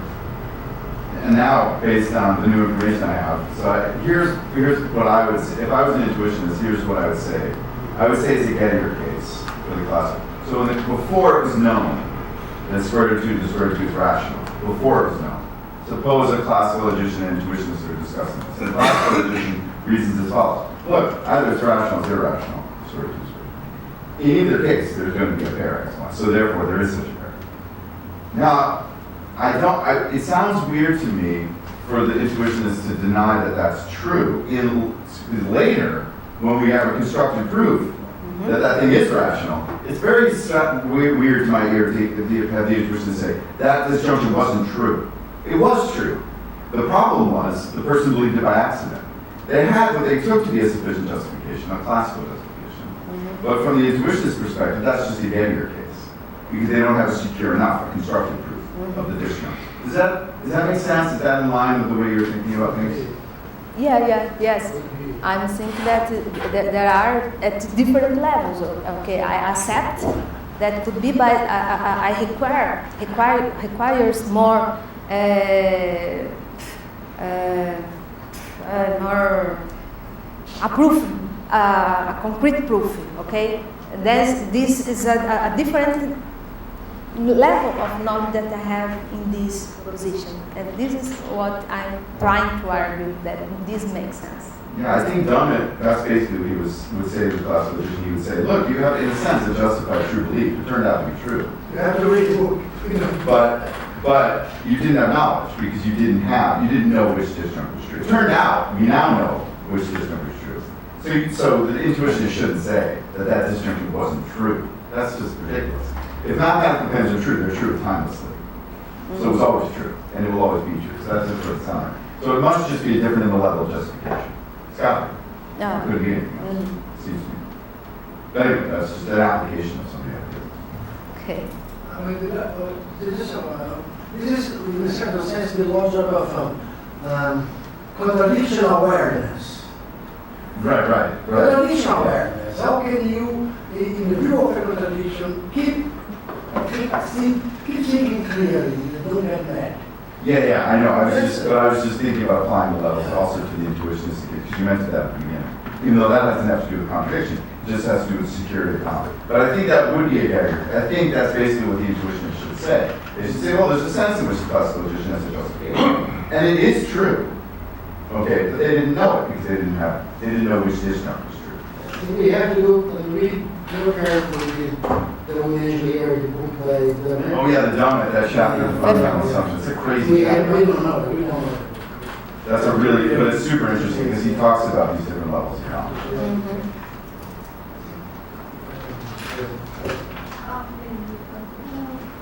It was not very clear to me if the interpretation you are presenting is more aligned with, let's say, the semantic revolution or extended approach, because you talk about truth and information, and the relation between truth and information is not very clear to me. Like, it seems to me that having consistent information in that database does not necessarily means that it is true. So I don't know, because it wasn't very clear to me the connection between truth. Consistent can be false. Just Okay. Yeah, but I'm not trying to. I admit that I told in terms of information, but I'm not trying to make this relation. Okay, I'm saying that the agent is aware that when I think in terms of paraconsistent logic, that some sentences can be classical behaviors and others don't have a classical behavior. And when I talk about facts that the system, or I know that we demand a classical behavior, so I will have a security knowledge of this, because we still know that we have no contradiction involved in this kind of sense. This is the idea behind our approach. Okay. I think my question is because there was a slide where it was talking about it was an example using rain. Yes. And it was like there was one that was it's pouring and then it is drizzling and then it is not raining. Yeah. So Yes. it seems like they're talking about. But that's because when I'm saying, I suppose that reasoning can involve contradiction because for some at I need to take my book in the car and I reason, it's raining or not? No, it's not raining because I'm thinking reasoning. For me, this is not a problem. Oh, but I need to take a book in the car, but I'm fever because I'm cold and so on. And then, reasoning, I need to take an umbrella. It's different. Okay, in different situations, I can see the same event, the same fact as the fact is true and the negation of this fact also is true because I'm talking about accidental use. In reasoning, to me, is a good example. I don't know. I'll think more about I would say is people are selling umbrellas for $50, right? It's drizzling. You say, should they buy an umbrella? No. Let's go here and there. But it's pouring, I bought an umbrella for $50. It's how much money you can take out from it. Yeah. Or it's given by free, the umbrella. Yeah. It's really, Give yes. for free, okay. Okay, I'll try to think more about my question, try to reformulate it. No, but I'm open to criticism because No, just to follow up Emily's question, I think Juliana is not using an epistemic interpretation because if this was an epistemic interpretation that the agent I knows that alpha should be interpreted as agent I knows there is evidence for alpha or there is information of alpha. So when she's speaking about truth, it's really a different kind of interpretation, I think, than the epistemic one that is most more associated to the lex, right? I don't know. yeah, I'm not using I know the epistemic interpretation about for contradiction in Marxist logic. We are not using this approach. We are assuming that true and accidental truths and essential truths are true value. But there are levels of truths in two different levels, but they are true value, not evidence for like we did in epistemic logic, epistemic interpretation for Marxist logic. This is another approach for this work. Thank you, Rafael. I'd just like to know, in what kinds of domains could an agent come to know that a sentence is consistent?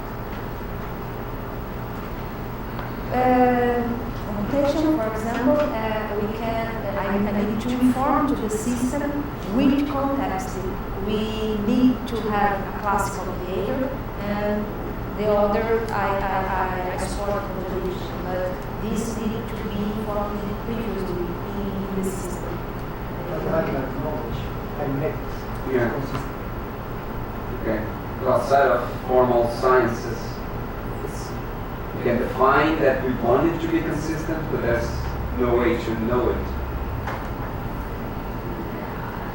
I think we need to. I'm thinking in terms of database, this kind of computation that we can design a system that the agent has level of knowledge, can make this distinction. And this is connected with our belief in the information, because if Brandon says something here about probability, I will take this seriously, because this is an authority in this topic.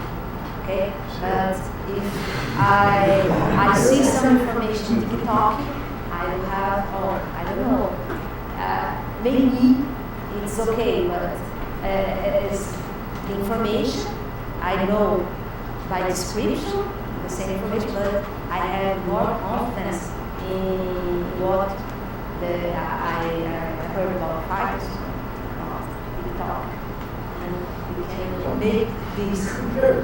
I don't know, this was my first.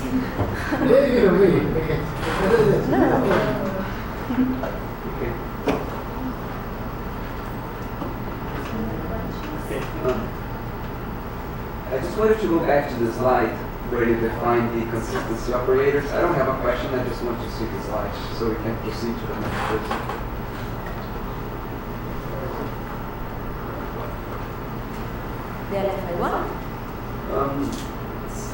So the truth tables for the consistency operator, or does it not have one? No. Yeah. Yeah, where's the white? Oh, It's delegation. Delegation. It doesn't matter. no. Yeah. Okay, no, okay. It's only, a half is the only Well, the signature is only The only- complexity. inconsistent. We can Zero one are- and are reliable. yeah, 1 and 0 behaves classically. Yes, 1. Half value behaves classically. No, 0. It's a delegation. Okay. Got it. Yeah, just to share some ideas. I don't know if you already thought about put this kind of logic underlying belief revision system. Have you already thought about that? Because it's very interesting, because you have two kinds of truth. You have tautologies and value. And you both give rise to different kinds of knowledge: the security knowledge and revised knowledge. So I think if you use this kind of logic underlying a belief revision system, you can take two revisions, I suppose. 1 week revision that you can make a revision operation in just a weak knowledge, revised knowledge, and a strong revision in when you have established knowledge, when you have a theory, a very consolidated theory. I don't know if you thought about that. No. Because it's I was just talking about these first ideas. I think Marcel Yes. no talking about. Yes, because we are Rafael, we are working on consistent revision based on AI facts. This logic is interesting for a lot of employees because a lot of reasons, but it's not good for one of the systems we introduced at HM0 because we have here propagation of consistency. The propagation of consistency. Okay. Propagation of consistency. Okay. This is a problem. This is a problem. Yes. Because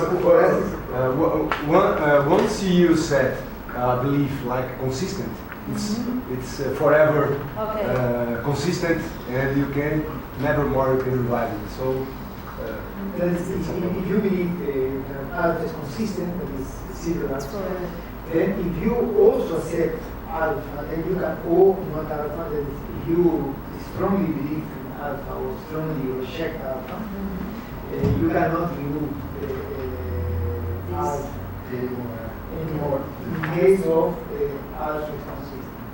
That is, when you accept C alpha, then you cannot remove alpha.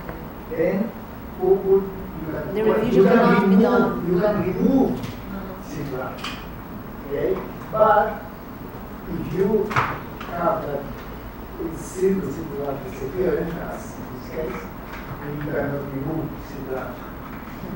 Because of that reason. Okay. So you believe in single alpha, then single alpha cannot be removed. Then if you believe strongly in something, this is correct. That's the problem. It becomes entrenched. But I think this logic supports replacement, isn't it? Restrict. Restrict replacement. So Yeah. it's a very Apply nice very characteristic. carefully. Yes. Okay. Because it's centralized, so in your sense, then you have some equivalence which preserve the conjunctives. Yeah, but in this setting, in three-variable setting, we can restore some small group of forms that we can apply. And this is interesting because we get some problems. Thank you, Juliana.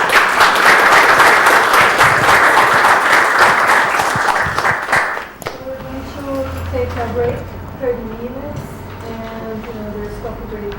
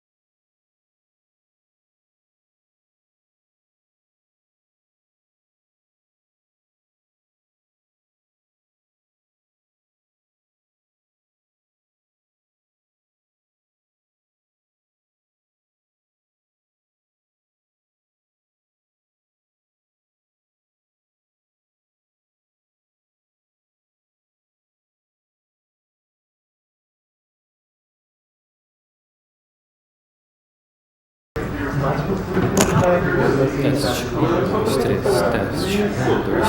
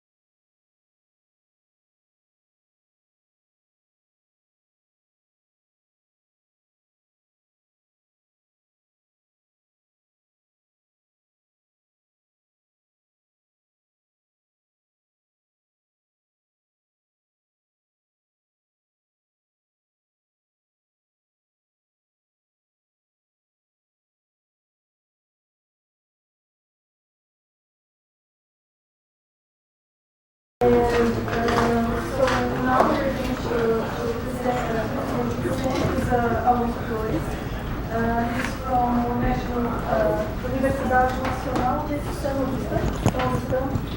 from Arequipa, Peru. And he's a master's student, and he's going to present about rationality, probability, and consistency in Sure, thank you. Actually, my last name is Castillo. Have two last names, right? Basically, at least Latin Americans or Hispanic American people. Well, my work, it's going to be probably it's going to seem more artistic, okay, than technical, okay. Just like Edgar Allan Poe's work. He wrote Eureka, and there are many things that have been said about Eureka, that there is some scientific content in Eureka, not only poetic, and also some logical content, okay? And of course, that's the part that interests me the most, okay? At times, it's going to look like I confuse the RatioLog with a literature congress, okay? But here it is. So, as you can see, I've used the three categories, okay? Very similar to our title, the title of the workshop, because it's rationality, probability, and consistency in Edgar Allan Poe's Eureka. Eureka is the last book that this poet wrote, 1849, before he died. Just 1 year before he died. Over here, okay. What kind of logic can we expect, okay, from a man that quite equal intelligence with madness, okay, craziness if the word fits. He said in his story, Eleonora, men have called me mad, but the question is not yet settled whether madness is or not the loftiest intelligence. They who dream by day are cognizant, of many things which escape those who dream only by night. You see that many scientists in history sometimes have been called or accused, okay, or of being crazy, and maybe we cannot believe that even Dr. Newton da Costa said that happened to him, okay. Maybe you know this interview called Psychoanalysis and Lógica, and Dr. Newton da Costa tells, okay, that there was a priest that told him, tengo absoluta certeza que usted está ficando psicótico. So it told him that he was getting just crazy. indivíduo que vai me dizer que vai divulgar o princípio de não contradição tem que ser maluco. Maluco is crazy, right? Okay? And he says, he just have this account, okay, that he was being accused of that by a priest, not Graham priest, just a simple priest. And then a single priest. Just one of his professors told him about contradiction, about a system, okay, a formal system with contradiction or tolerant with contradictions. Tudo isso não tem sentido. Sou ignorante, louco por pensar isso. He was saying that only ignorant people and crazy people would accept a contradiction in a formal system. This work is going to be, like I'm saying, more historical, okay, because we're trying to find some content in Alan Poe's, a person who's being even more ancient, okay, than Nikolai Vasiliev. And you know that Nikolai Vasiliev in Russia, it's one of the forerunners, or is considered one of the forerunners of paraconsistency, okay? And that man, by the way, ended in a mental hospital, if it's important to say, okay? All right, very good. And by the way, there is nothing formal about the Vasiliev system, as far as I know, okay? And of course, there is nothing formal in Poe's work, less than Vasiliev, of course, okay?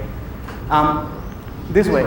How about if I tell you that Dr. Newton da Costa talked about the logic in Edgar Allan Poe, okay?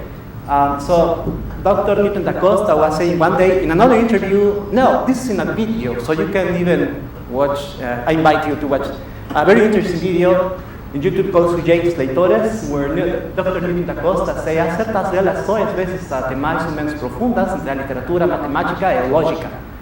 Por exemplo, dos autores que eu adoro, Edgar Allan Poe, célebre poeta norte-americano do século XIX, O Corvo é, a minha opinião, dos mais lindos poemas até hoje escritos. Ele tem trabalho sério sobre a filosofia da composição do corvo. Ele faz uma comparação entre a composição de O Corvo e a solução de problema matemático ou científico. This is the first part where he was saying, okay, that the raven, O Corvo is the raven, okay. In writing the Raven, Edgar Allan Poe was thinking logically, okay, and was trying to do correct deductions. And he even had a work called The Composition, or the Philosophy of Composition of the Raven, okay, O Corvo. And if I continue, I can say, é interessantíssimo, o próprio Edgar Allan Poe criou detetive, que é precursor de Sherlock Holmes. Esse detetive era Auguste Dupin. Ele praticamente, em todas as situações, usava uma lógica absolutamente incrível. E sistematicamente, vocês veem raciocínios interessantes, lógicos e simplificados, nos contos de Edgar Allan Poe, como por exemplo o Mistério de Maria Bourget, a Carta Furtada e vários outros. Então há interplay profundo entre arte, literatura e na verdade. What he's saying is just that, well, there is this logic used in the poem, okay, and then there is this character, which is Auguste Dupin, a French man, okay, who, it's very interesting when we get to the stories of Edgar Allan Poe. What Dr. da Costa was valuing was the logic that he uses, that in some sense it's perfect. Okay, in the words of da Costa, I mean, the logic was perfect, and in the end, when you get to the story, it says, oh, come on, how I hadn't thought this idea before. Okay, that's what was happening was very clear, but we didn't realize at the beginning. Okay. There is this Peruvian doctor, physician, okay, not physicist. I tend to confuse the words physicist and physician. I mean, a doctor, the one who cures people. Okay. So, Dr. Hugo Pesce in 1928, he was valuing the work of Edgar Allan Poe because, you know, when Edgar Allan Poe wrote Eureka, people just thought that there wasn't any value in that work, okay, in that poem. Okay, it's a 150-page poem, okay? And people said, and it's just like today, many people agree that there were many advances that he did before Albert Einstein's theory of relativity.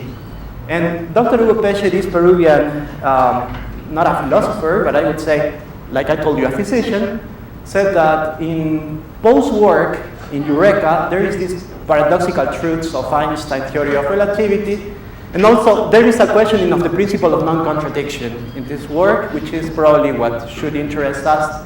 And talking about relativity, well, he already talked about inexistence of absolute simultaneity, which is part of the theory of relativity, the impossibility of absolute space, of either the unity of space and time or the existence of curvature in space. Sometimes when you go through the book, it's really interesting to say, hey, is this man saying something that then Albert Einstein said mathematically, okay, or operationally?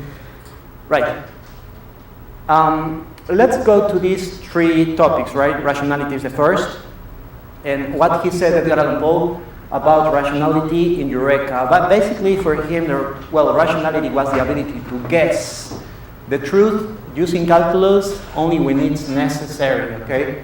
I'm telling you that his work is not a work of pure logic.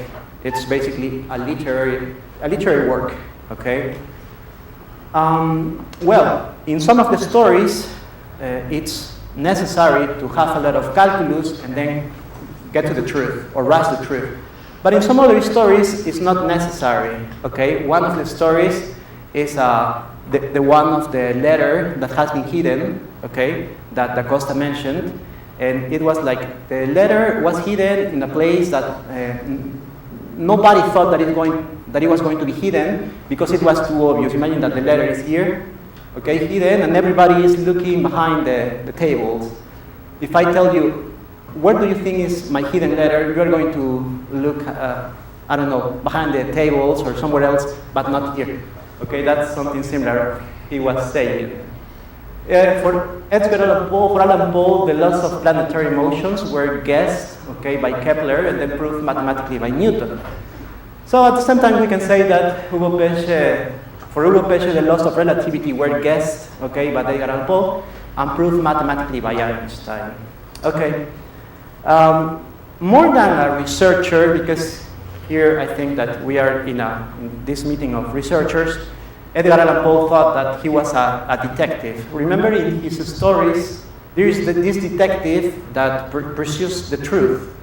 Now when he writes Eureka, he was trying to discover the content of the universe, and he was pretending to be the detective that now pursues the truth behind the laws of the universe, okay? Well, also, Poe's guessings actually refer to heuristic methods. This part is interesting because, of course, he doesn't use algorithmic methods, okay? He basically uses heuristic ones. It's just like talking about dialecticism. It's more philosophy, okay, than an operational logic.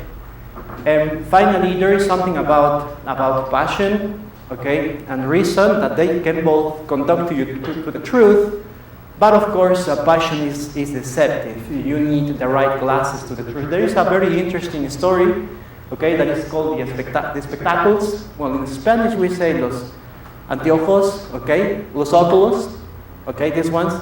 It's just like there is this metaphor that you need some logical framework, right, to see reality. In my opinion, for example, you can use one classical glasses or structure to see some types of problems, right? Okay, but you can also use a tree-valued or a paraconsistent glasses, okay, framework to see other types of reality, okay, or argumentation. All right. Let's continue with rationality. There is a reaction of Allan Poe against John Stuart Mill. Okay, I think there are. This week we're going to listen more on induction. You know that in his times, 1849, we're talking about Francis Bacon's approach to science or epistemology. Okay, was quite the truth for all scientists, for everybody, okay? And John Stuart Mill questioned intuition, even imagination, saying that there is not much, okay, there's not much value in imagination. You know that Albert Einstein wouldn't agree with that, okay? Well, in the work system of logics of John Stuart Mill, you have these three operations that are direct induction, ratiocination, and verification. But what is interesting here is noticing that ratiocination is something different for Mill and for Alpo, okay? Well, in Spanish and Portuguese, we don't have a correct word for ratiocination, by the way, right? Because if you see the books of Alan Poe and John Stuart Mill, we have something like razonamiento, but razonamiento is reasoning, okay? But ratiocination is not simply reasoning. It's reasoning, but with a type of operation, okay, that follows certain steps. Right, so for me, ratiocination is syllogistic reasoning or Aristotelian reasoning, yes? But for Alan Poe, it's something different. It's just profound and searching analysis, whatever it means, okay? Because I'm saying that there is a lot of art in his work, okay? And when he tried to have some work on science, he said, don't take it too seriously, I'm just doing art. But many people took it seriously, okay? Some say that Albert Einstein did, some people say that Sir Arthur Eddington did, okay? And some poets like Paul Valéry or more people. Well, anyway, okay. Probability in Eureka. I just have to say about probability that his concept of probability is very classical. So there is nothing disruptive, I believe, in his probability concept, okay? It's very deterministic, a very deterministic worldview. Remember that Albert Einstein's relativity is deterministic, okay? So there is nothing weird about this. He relied on probability calculus in his mystery stories. That part is very interesting because he thought that this detective, okay, when he was trying to discover mysteries, he was playing chess or playing the dice. I mean, he has to bear in mind all the possibilities and know probability calculus, okay? All right, very good. Now, he used the phrase apparent accident, okay, for an accident in the ordinary sense. There was, of course, nothing. Well, it's just like he has the classical way of seeing chance and randomness, that is just the ignorance of laws, right? What is chance? This would sound a little weird in quantum mechanics, okay, or too conservative, yeah? But he just had the idea that chance or randomness is the ignorance of laws. Of physics, at least, okay? And finally, I'm not going to read that part, which has a lot of poetry and also theology. I'm just going to say that his view of probability is like the laws are infallible and deterministic, and he even has some theological approach for this. This could be probably the part that could interest more, that is consistency in Eureka, because I really found so interesting to see that he talks about consistency in this word Eureka, okay, when not many people was talking about it. Of course, we are not going to believe that there is such thing as paraconsistency in his work. That just would just be misleading the topic, okay? Well, Paul questioned the validity of the axioms of parts are equal to the whole mathematical action, okay? He also questioned the parallels axiom. I'm not saying before Lobachevsky. I would be lying if I say that, because Lobachevsky did this in 1880s, 1818, 1812, okay? Of course, far before Poe, okay? But you know that Paul couldn't know these works, because the works of Lobachevsky and Bolyai, okay, on non-Euclidean geometry, they weren't well known back then in the 1800s. And of course, being Russian and Hungarian, there was no way for Alan Poe to know this. But it's just so interesting how he had some type of intuition that he guessed some truths, okay? Or he was just playing, and we see the texts and see, oh man, he foresee this, okay? He foresaw something. Well, with the classical relativity of space and time, people can be right, say, oh, I'm just jumping.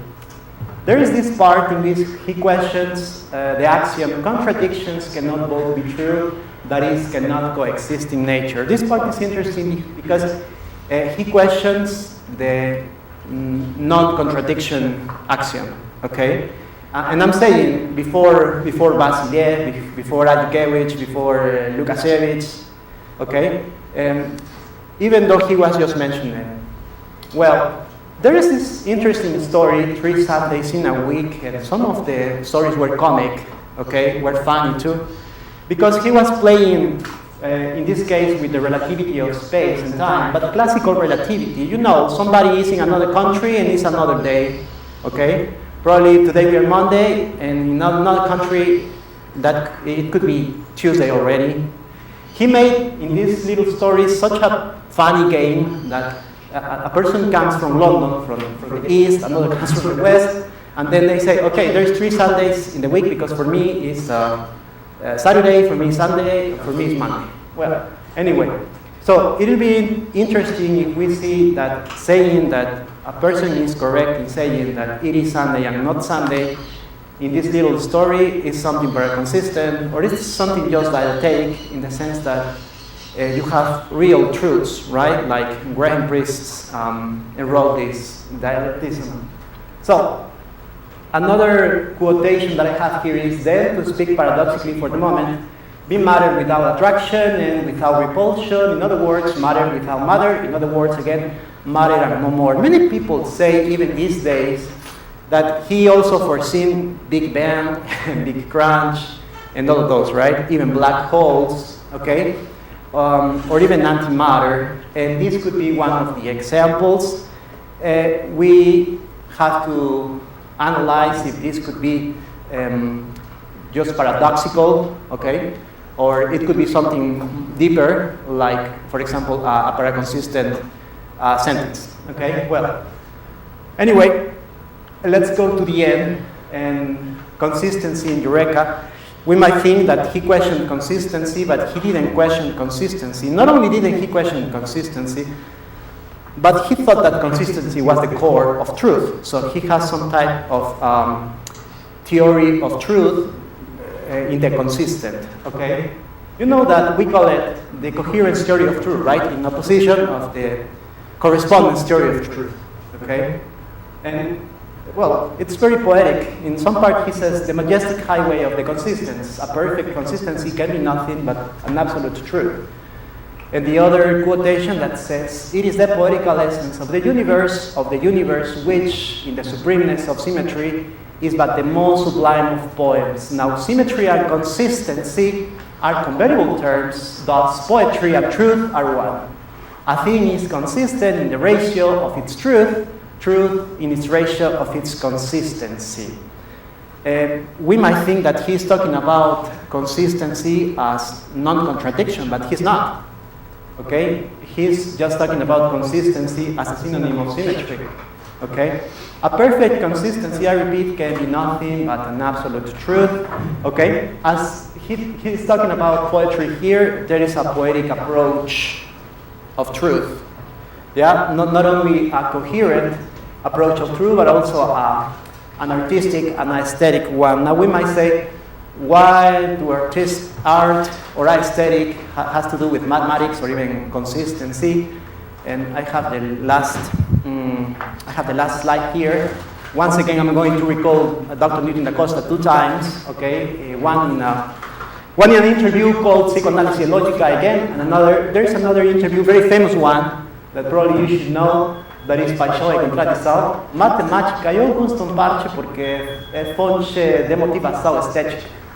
Há matemático brasileiro, Amoroso Costa, que afirmou que o valor supremo da matemática não radica no seu valor da verdade, nem no seu valor de utilidade, mas no seu valor da beleza. This is very interesting because he's saying that, according to this author, Amoroso Costa, okay, the truth has a value in beautiness, more than truth, okay, more than utility.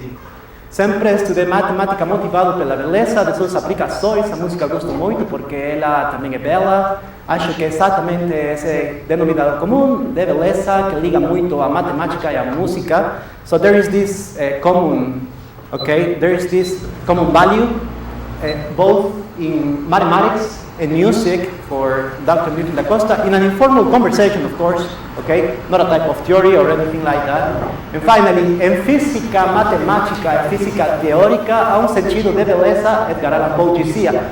Edgar Allan Poe being recalled again by Newton da Costa. A beleza é aquilo que reside a familiaridade, quanto mais voltamos a ela, mais somos atraídos a voltar.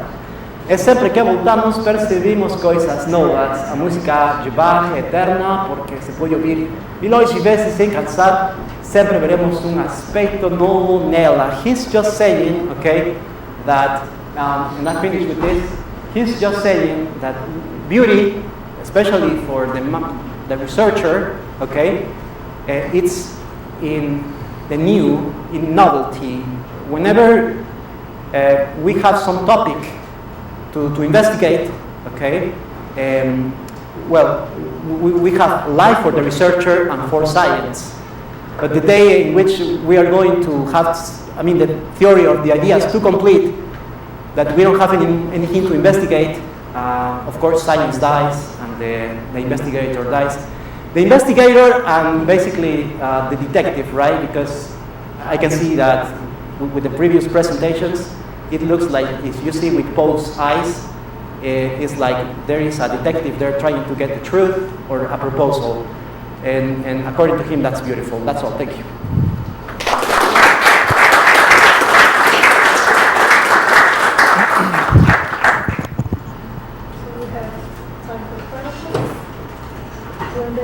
Thanks, that was super interesting. I like the emphasis on discovery. I think discovery is so important. It's such a hard thing to, you can't really characterize it. If you could formalize discovery, that's itself a paradox. Okay. So I really like that emphasis on discovery. In philosophy of science, they distinguish the context of discovery from the context of justification. And maybe one way to frame this is that the Raven, that was all context of justification. Eureka is all about the context of discovery. That's, I guess, how I would phrase it. But I think that's so important to think about discovery. It's very hard to understand how discovery works. Of course, it could never be characterized. That's the open-ended nature of science. Sure. So I love that. I haven't read Eureka, though. I need to do that. I read The Raven, but I've never read Eureka. So. You should read Eureka. It's so good. Yeah, no, I'm so definitely good. going to. Yeah. I appreciate it. Thank you. A little weird, too. I love it. Okay. Thank you. Bye. Thank you again. Okay, thank you.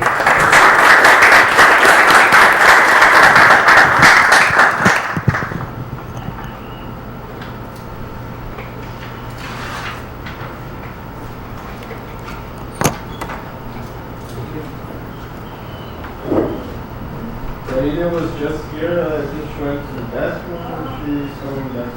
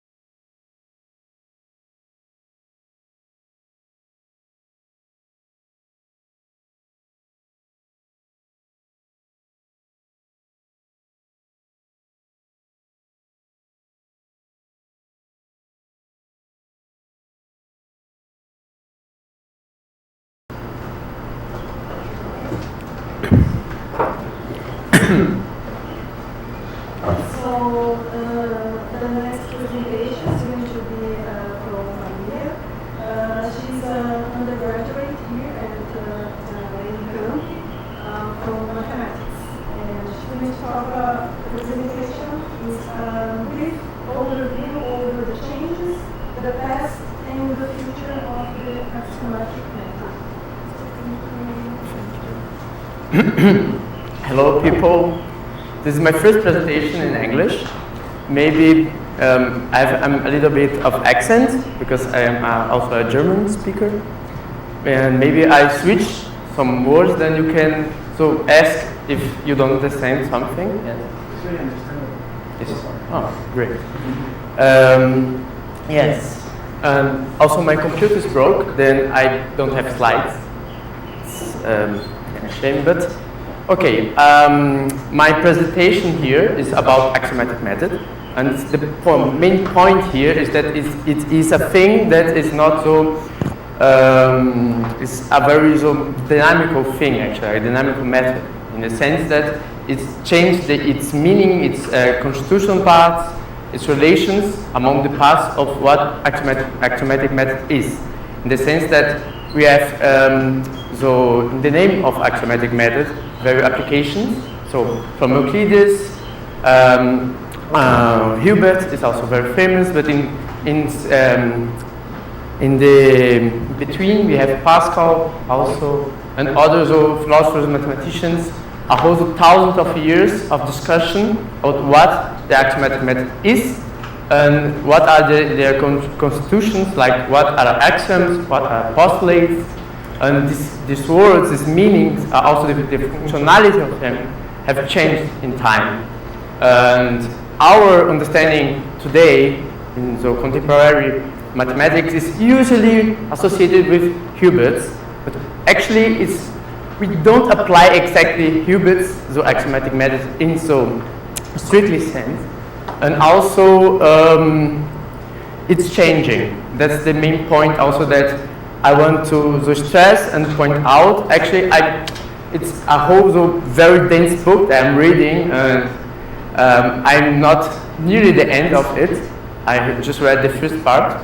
And then yes, when it comes to works of Lauer and other categorical theorists in mathematics, so I will contextualize all of these mathematicians and theorists, but just to give an overview of this overview, in this new mathematical approach, theories, we have also a change in actually in the applications of the constitution, of the conceptualization of axiomatic method.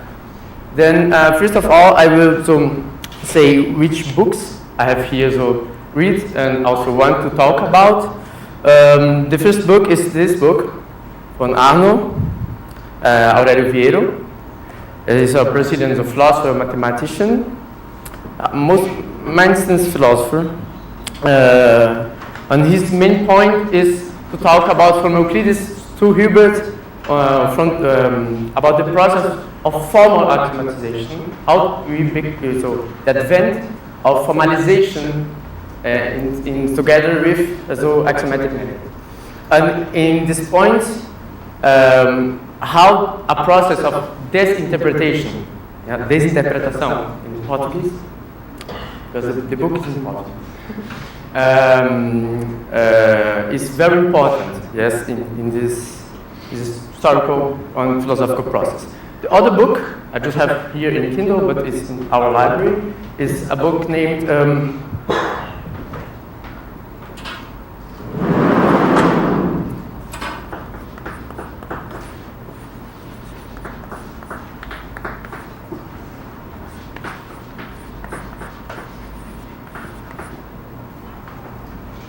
and category theory.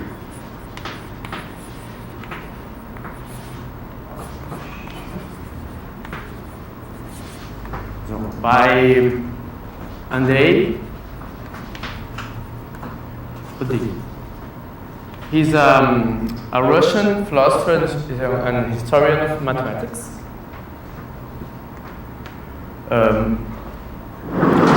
And as the title of the book says, it is about the development of axiomatic method and its relation with category theory. Yes, and it's very dense. He's talking about also Hegelian logic, and yes. But let's talk about what what I'm here to talk about. This is more about from the path from Euclides until Hilbert and a little bit afterwards. Yes. In the first book of this year, the main points from how can I say that? So, Stake. How is that in English? Highlights. The highlight points are Euclides, then Pascal, the Italian school, that is the main school that bring upon this interpretation, uninterpretation, so I don't know in English which is better, from mathematics and so. And it's not actually a formalism, but it will make into formalism by the works of Hilbert. And it's important to know that formalism is not alone with Hilbert. Yes? And then we have here going a timeline, not so straight. We have here Euclides, and this is just highlights because in every point here, it's very remarkable that the works are always a conglomeration of earlier works, yes, from other people also, yes. We have, for example, we have relations between Euclides and other mathematicians of his time, yes. So Euclides, we have on here Pascal, we have here piano and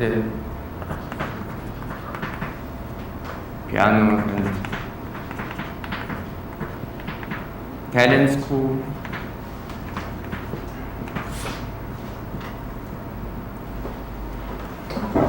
Then we have Hilbert, and we can make this straight line. Also, I'm postulate of Euclides. Okay, then.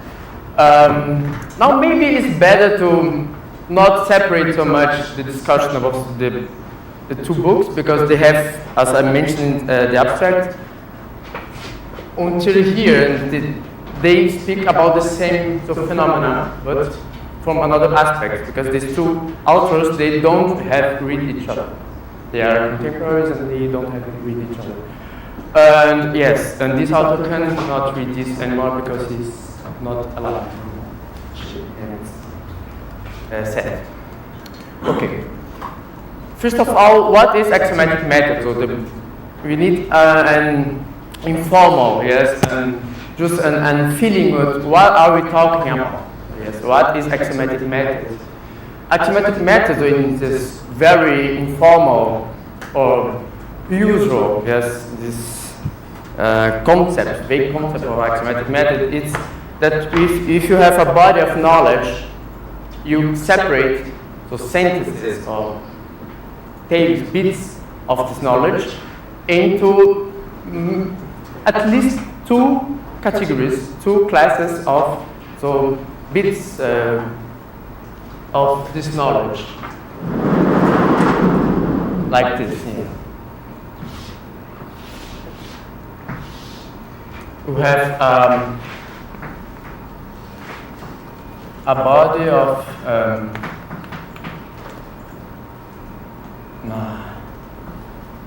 knowledge.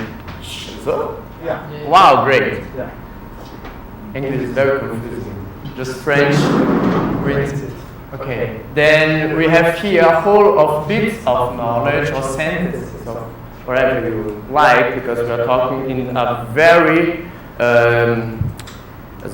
vague and amplified sense, because we want to catch Euclides and Hilbert and yes, and we have very bits of knowledge here, and we have relations in between. Yes.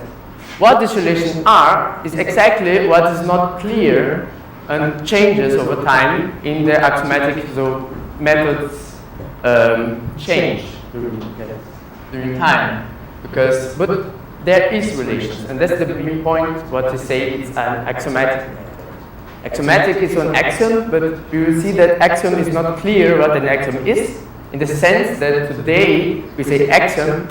An axiom from Euclides is much more like, so it's like to be more of the same thing that Aristotle says as a general notion from metaphysics, in the book Delta, of metaphysics, when he talks about the being qua being, yes, the science. Then we have so here relations between these bits of matter. Yes. And we have two classes then from this, yes. We have a class of the primarily says sense bits here, a first class, and then a second class. It needs not to be that they are so strictly separated. Actually, they could be here something together because we are talking about a very abstract sense of axiomatic method. But the sense is that you have here, yes, our first class and our second class synthesis of bits of knowledge. And we have this relation about them in the sense that we can derive, in some sense, this synthesis of bits of knowledge from this.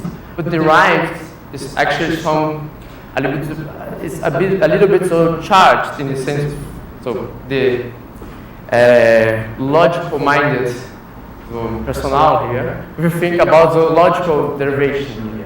And it does not need to be logical derivation. And actually, that is exactly the point in Euclides. An axiomatic, the axiomatization of a theory or science is if you have a body of knowledge, then you have these relations and you make a distinction between things or bit of knowledge that come first and then some that come after. That's the point of axiomatic method. In the whole system. And we will see that there are very, very complex ways, beginning with Euclides, how to make that. Because for Euclides, the main point from these relations is not logical. Because Euclides, until now, so we have there is a historical research and all of this, but we think, so the main bibliographies or reference says that, yeah, I think he did not exactly have the sense of logic that we have today. Yes. This relation is much more a relation of intelligibility. So from making sense, some sentences or bits of knowledge are more intelligible than the other. In this relation is much more about a way to get knowledge. This is a way of knowing something from another. And Euclides did not have the main character of thinking, also of postulating that he comes from start that we need to have some primitive definitions and axioms and postulates in the sense that evidence is something very, very important for this. In the sense that it's not about deriving everything. It's just a form of better knowing the path of knowledge in this body of knowledge. Yes. And in Euclides we have actually we have axioms, postulates, and definitions. Yes.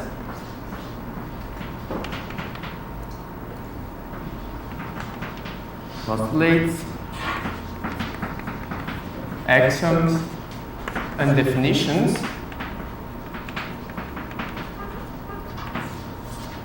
And then we have the two main ways of doing the axiomatic method in Euclides.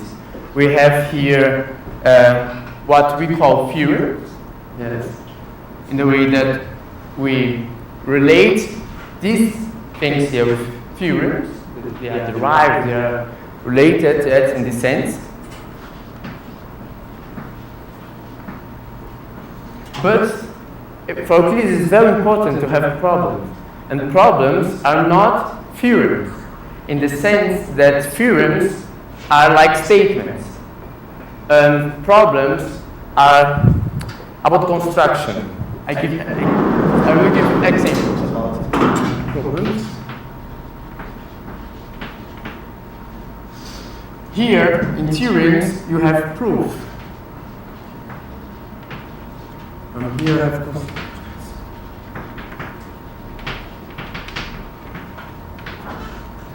For example, here you say that maybe Rafael there can give an example of theorem. You can prove the theorems of Pythagoras. Yes, great. Here.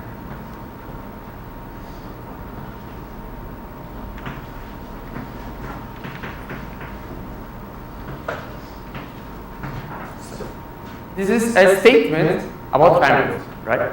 But as a construction of problem, you can say, oh, how do you construct isosceles triangle, right? It's a good example.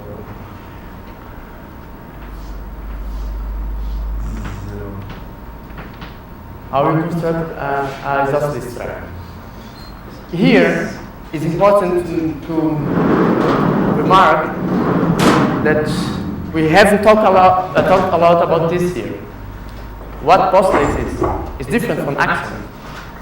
And so Rodin, he has the point of view, because he treats and elaborates, discuss about this, and postulates actually. So we have different meanings today, so it's 2,000-year-old words, and it's translatable from Greek to Latin and blah, blah, blah.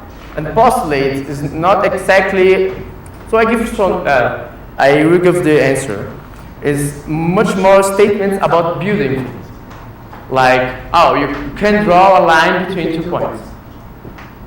And axioms are just general notions, like Aristotle, because Aristotle and Euclides are very contemporary, but they have no historical remarks that they switch to letters or talk to each other. Okay? But wait here.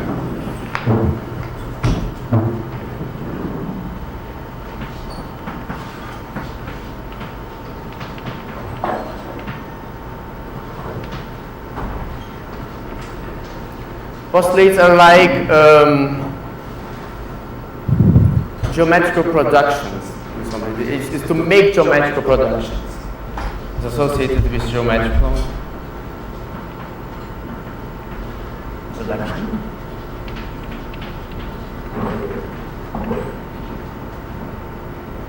And definitions and axioms. So definitions is also and axioms.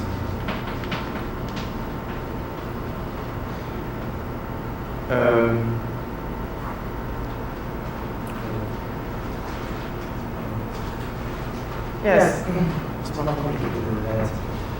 You can see that this is a very complicated system, right? We have geometrical production, we have like proto.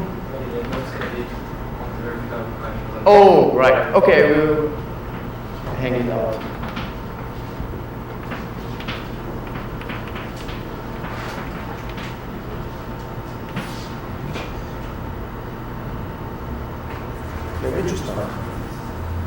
Postulates are about to is for constructing things.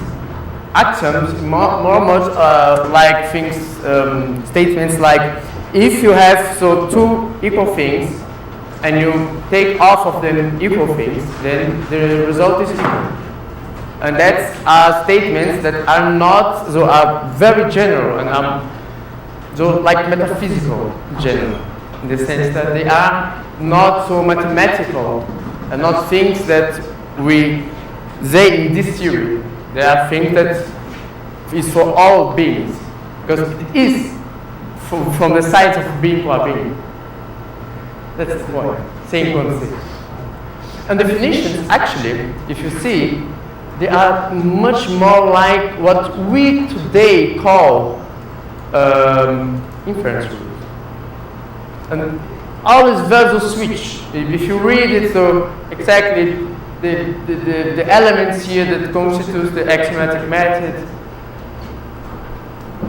So you have these two proofs and constructions to make so geometrical productions, like to make triangles, because we need to work things, and we need to make, and then you need the deductions, but it's not logical in strict sense, to make so this kind of statements, propositions.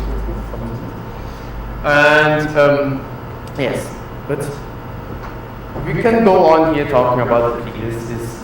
So good to know that it's very complex, and Euclides himself did not talk much about what are these things, and so okay. But remembering that a main point of Euclides here is evidence, and the point of this relation is much more about path of knowledge. Okay. Then we can go, then in time, yes, time pass, and we go to Pascal. Pascal is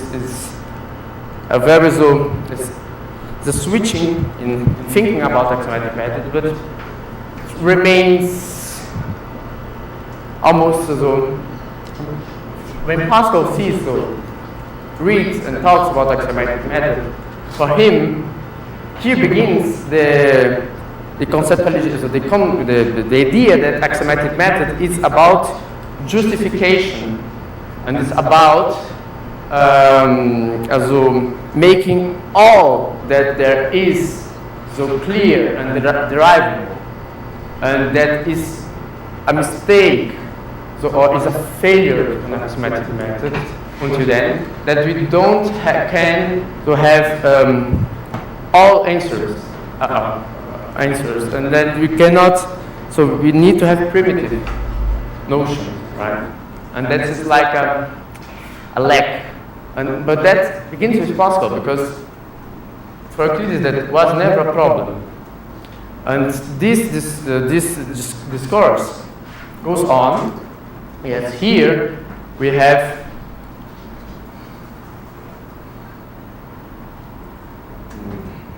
a little bit. And then we have the mathematical results and practice of mathematics after Pascal. Like obviously the non-Euclidean geometry, but also the progress of the development of algebra, in the sense that it's no more just so arithmetic with incongruences. So they begin to work groups, yes, here in the 18th centuries and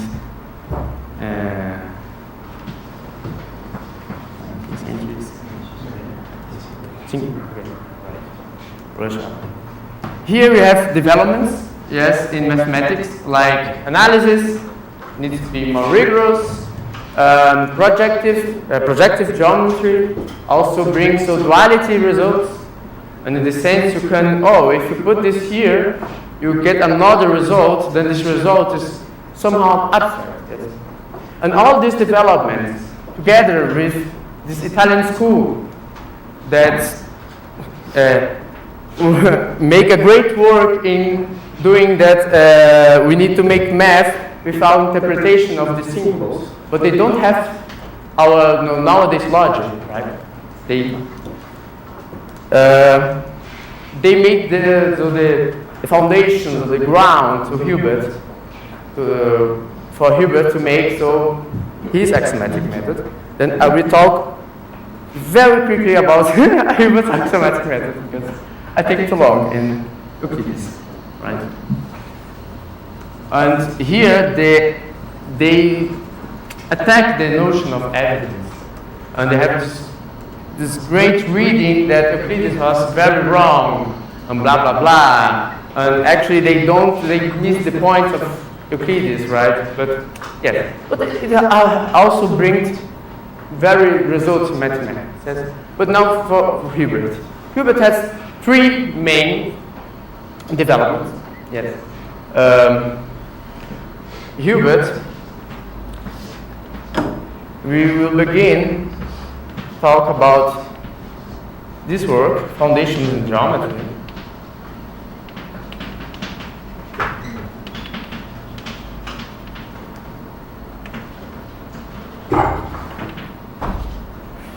Then in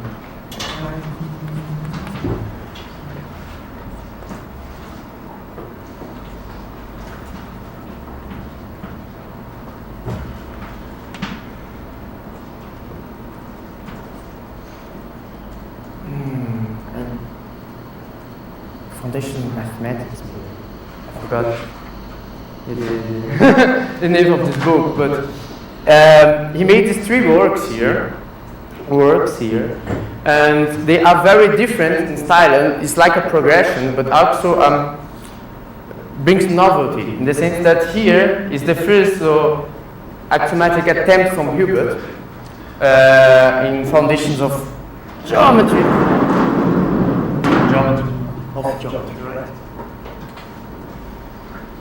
It's Foundations of Mathematics. This year.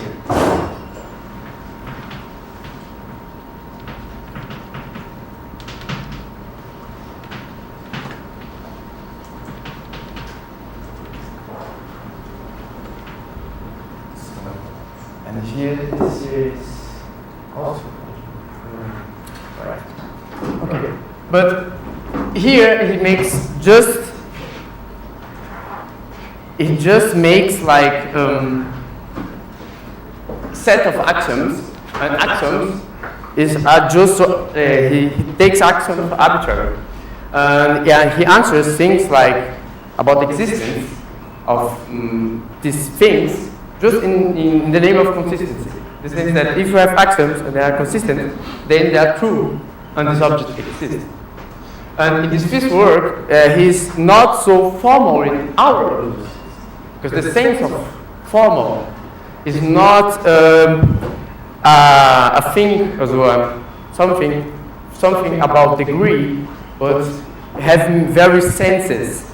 And there are a lot of distinctions about what formal is and so on and so on. But the sense of formal for him in here is not much what we think about the symbolic formalism, but more about this simplicity, in the sense that you have axioms and you derive it. He didn't have until then also the logic from Russell, Frege, and so on. Here he has. Okay. Just we have 1 minute. Yes. Then I will just end my talk in saying that Hubert here brings about symbolic formalism, and then afterwards, and he brings upon also development of proof theory to make sure that he's bring back evidence, but synthetic evidence. In the end of this program, it did not work so well. Yes. But we have until now the marks, rests from these axiomatics methods, application of axiomatic methods. Mathematicians nowadays use the same structure of demonstrations as from proof from Euclides. Until now we use Hubert's, as we want to use Hubert's like formalization, symbolic formalization, yes, but it's not so well. In physics, set theory, the Bourbak's work, yes, we couldn't talk about this, but they use it, Hilbert's formal method, but go away. Yes? And just not to talk about category theory in the end, I know. Category theory brings about geometrical flavor back, and that's the main point, that this lack of evidence, lack of like this, is now bring about together in Laura's work, and it's a very interesting. We can talk about this later. Thank you.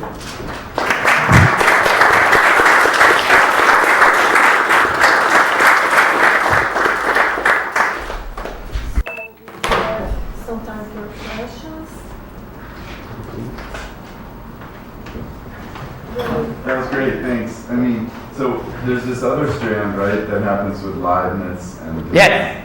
and then later Turing, where it was about calculating an answer.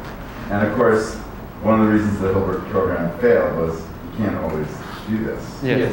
Right, I mean, it would have been great, but then Gödel and Turing come along and they're like, yes, sorry, you Yes, can't even exactly. formalize the numbers, much less anything else.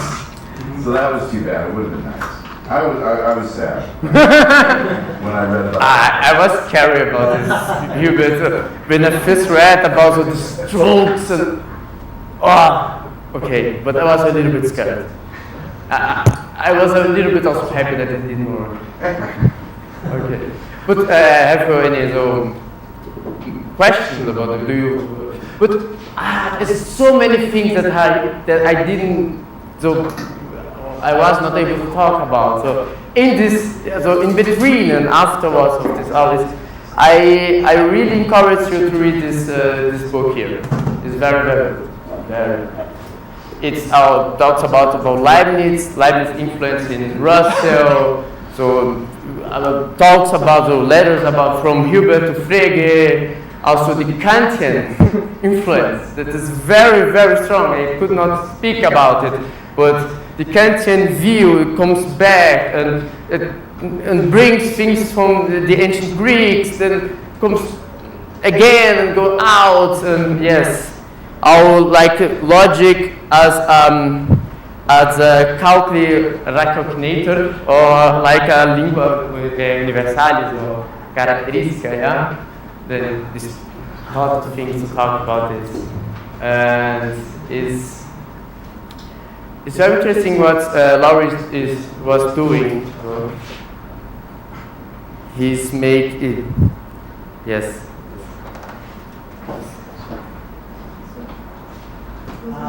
Would like to speak two things. I think the last book from Hilbert is Foundations of Logic and Arithmetic, I think. Maybe. Yeah. I can just see you. And I have a question.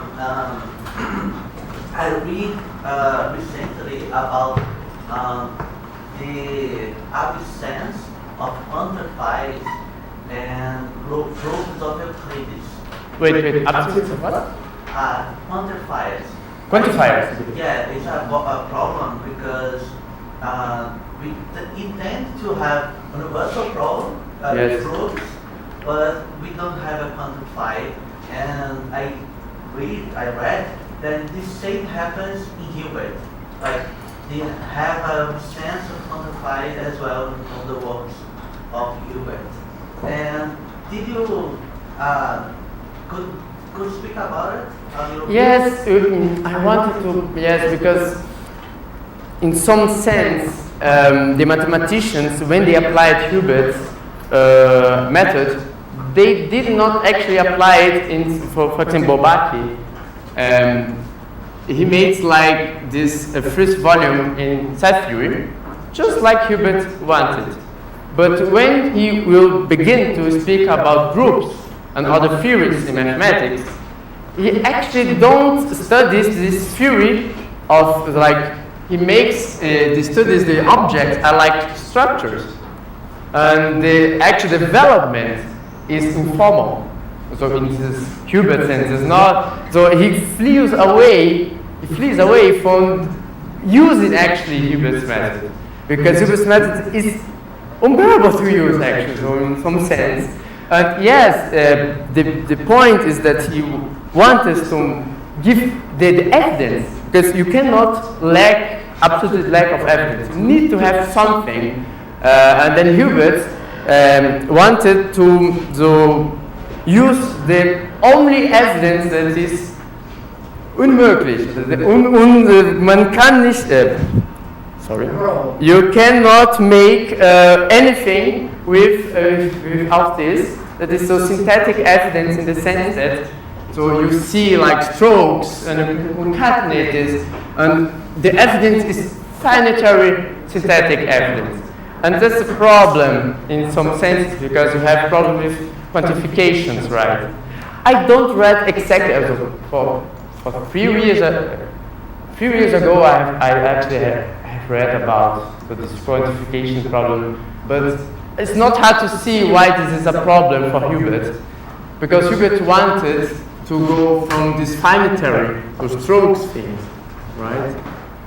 To all of mathematics, and you have the mathematics that you make proofs, right? That with proof theory that brings along this evidence here to the rest of mathematics. In the sense of also model theory comes from this, because consistent proofs are normally to build a model, or you need another theory, right? And it's mathematical. That's the point. But we can speak about this later. But about Bourbaki, that's the point. In set theory, when we study set theory, we don't study sets. We study set theories, right? That's the point, because you make the theories or set theories in axiomatic method, but you don't use axiomatic method to study them. And that's the whole point. Hubert actually we use it, but not to make mathematics. Yes, and that's the way in which we are approaching a new axiomatic method. Thank you. Another question? I was thinking if you could, I don't know, speculate around a question. I have a question of mine, not necessarily a question about what you have presented, but I think we have a lot of different perspectives about actions nowadays. I mean, when you talk of EM arithmetic, for instance, we have intended models. So we are, in a sense, of course, in first order logic, we can't capture the structure, the intended structure, for reasons, lack of categorizity. But we have an intended structure. This is very different, for instance, from axioms of group theory, because we don't have an intended interpretation. Yes. And we have areas in mathematics in which, the axioms are what people sometimes call analytic, like topology, in which the axioms are provided inside set theory, so we have background theory, which is set theory, and in set theory, well, as you have mentioned, to do set theory nowadays is not to derive theorems in set theory, but instead to debate the axioms. Right? Yes, exactly. So this is a general of axiomatics. Yes. Very different intentions about axioms. Yes, because axioms nowadays, in some sense, are used as definitions also. When you go to math courses and you say the axioms for group, actually that is defining a group. And when you are working with a group, you need to build a group. Yeah, you have to specify exactly. The structure, yeah. Because you, yes. So the notion of axiom is used very differently in this context. Yes, they are. And yes, that's a point that André Houdin also talks about it, and we will develop later in the book, that this part I have not read yet, about this point of axioms, because it will be arbitrary, like the continuum hypothesis, right? Yes. I don't know. No, it's more to don't make mathematics just about yes and no questions, right? It's so I'm talking now freely, but it's a very human, so science, art, or practice. I don't know if I have exactly answer, but I think you don't have exactly a question. Yeah, I mean, I guess I'm just pointing out that we have very different notions of actions, and I'm not sure there is a common ground. No, there is no common ground. There never was a common ground. That's the point. That's exactly the point. So, what axiomatic method is? Their elements, constitutional parts, the relations about it are very, very difficult to understand. And switch all the time.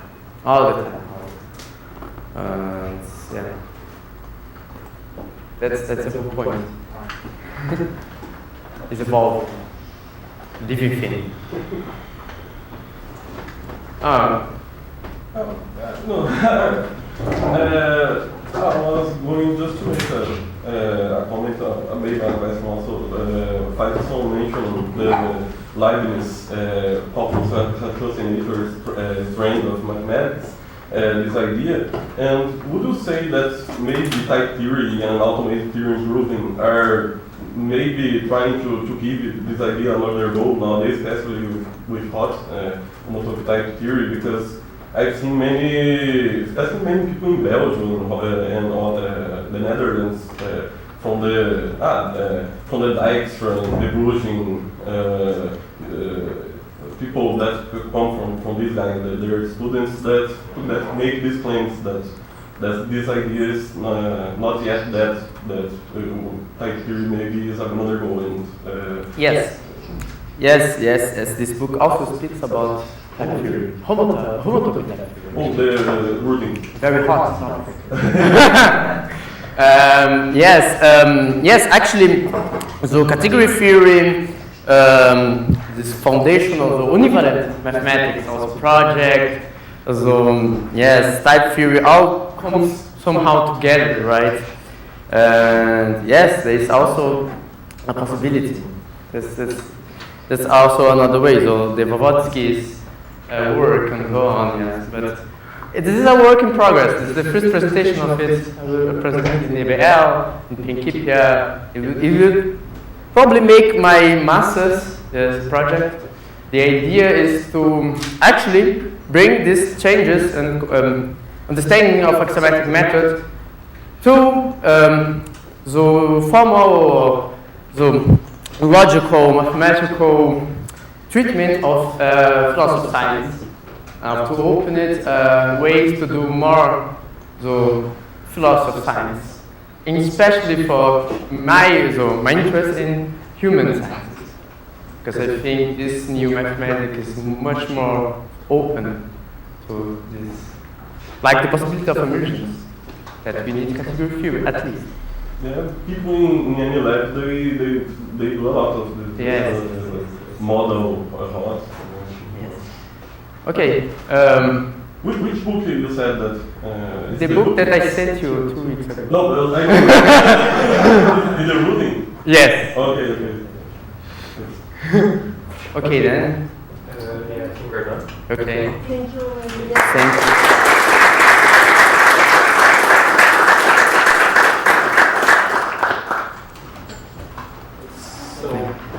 Here to end the event currently, but we have a day. We meet again tomorrow, 9 a.m., same place. Once again, we have more presentations tomorrow. This time, the morning will be Professor Stern. Then afternoon, we have all afternoon student presentations. And we'll be like that for the rest of the week, actually. And that's it. Reminder, for dinner, we had the same options as for lunch. As I said in the morning. Foundation of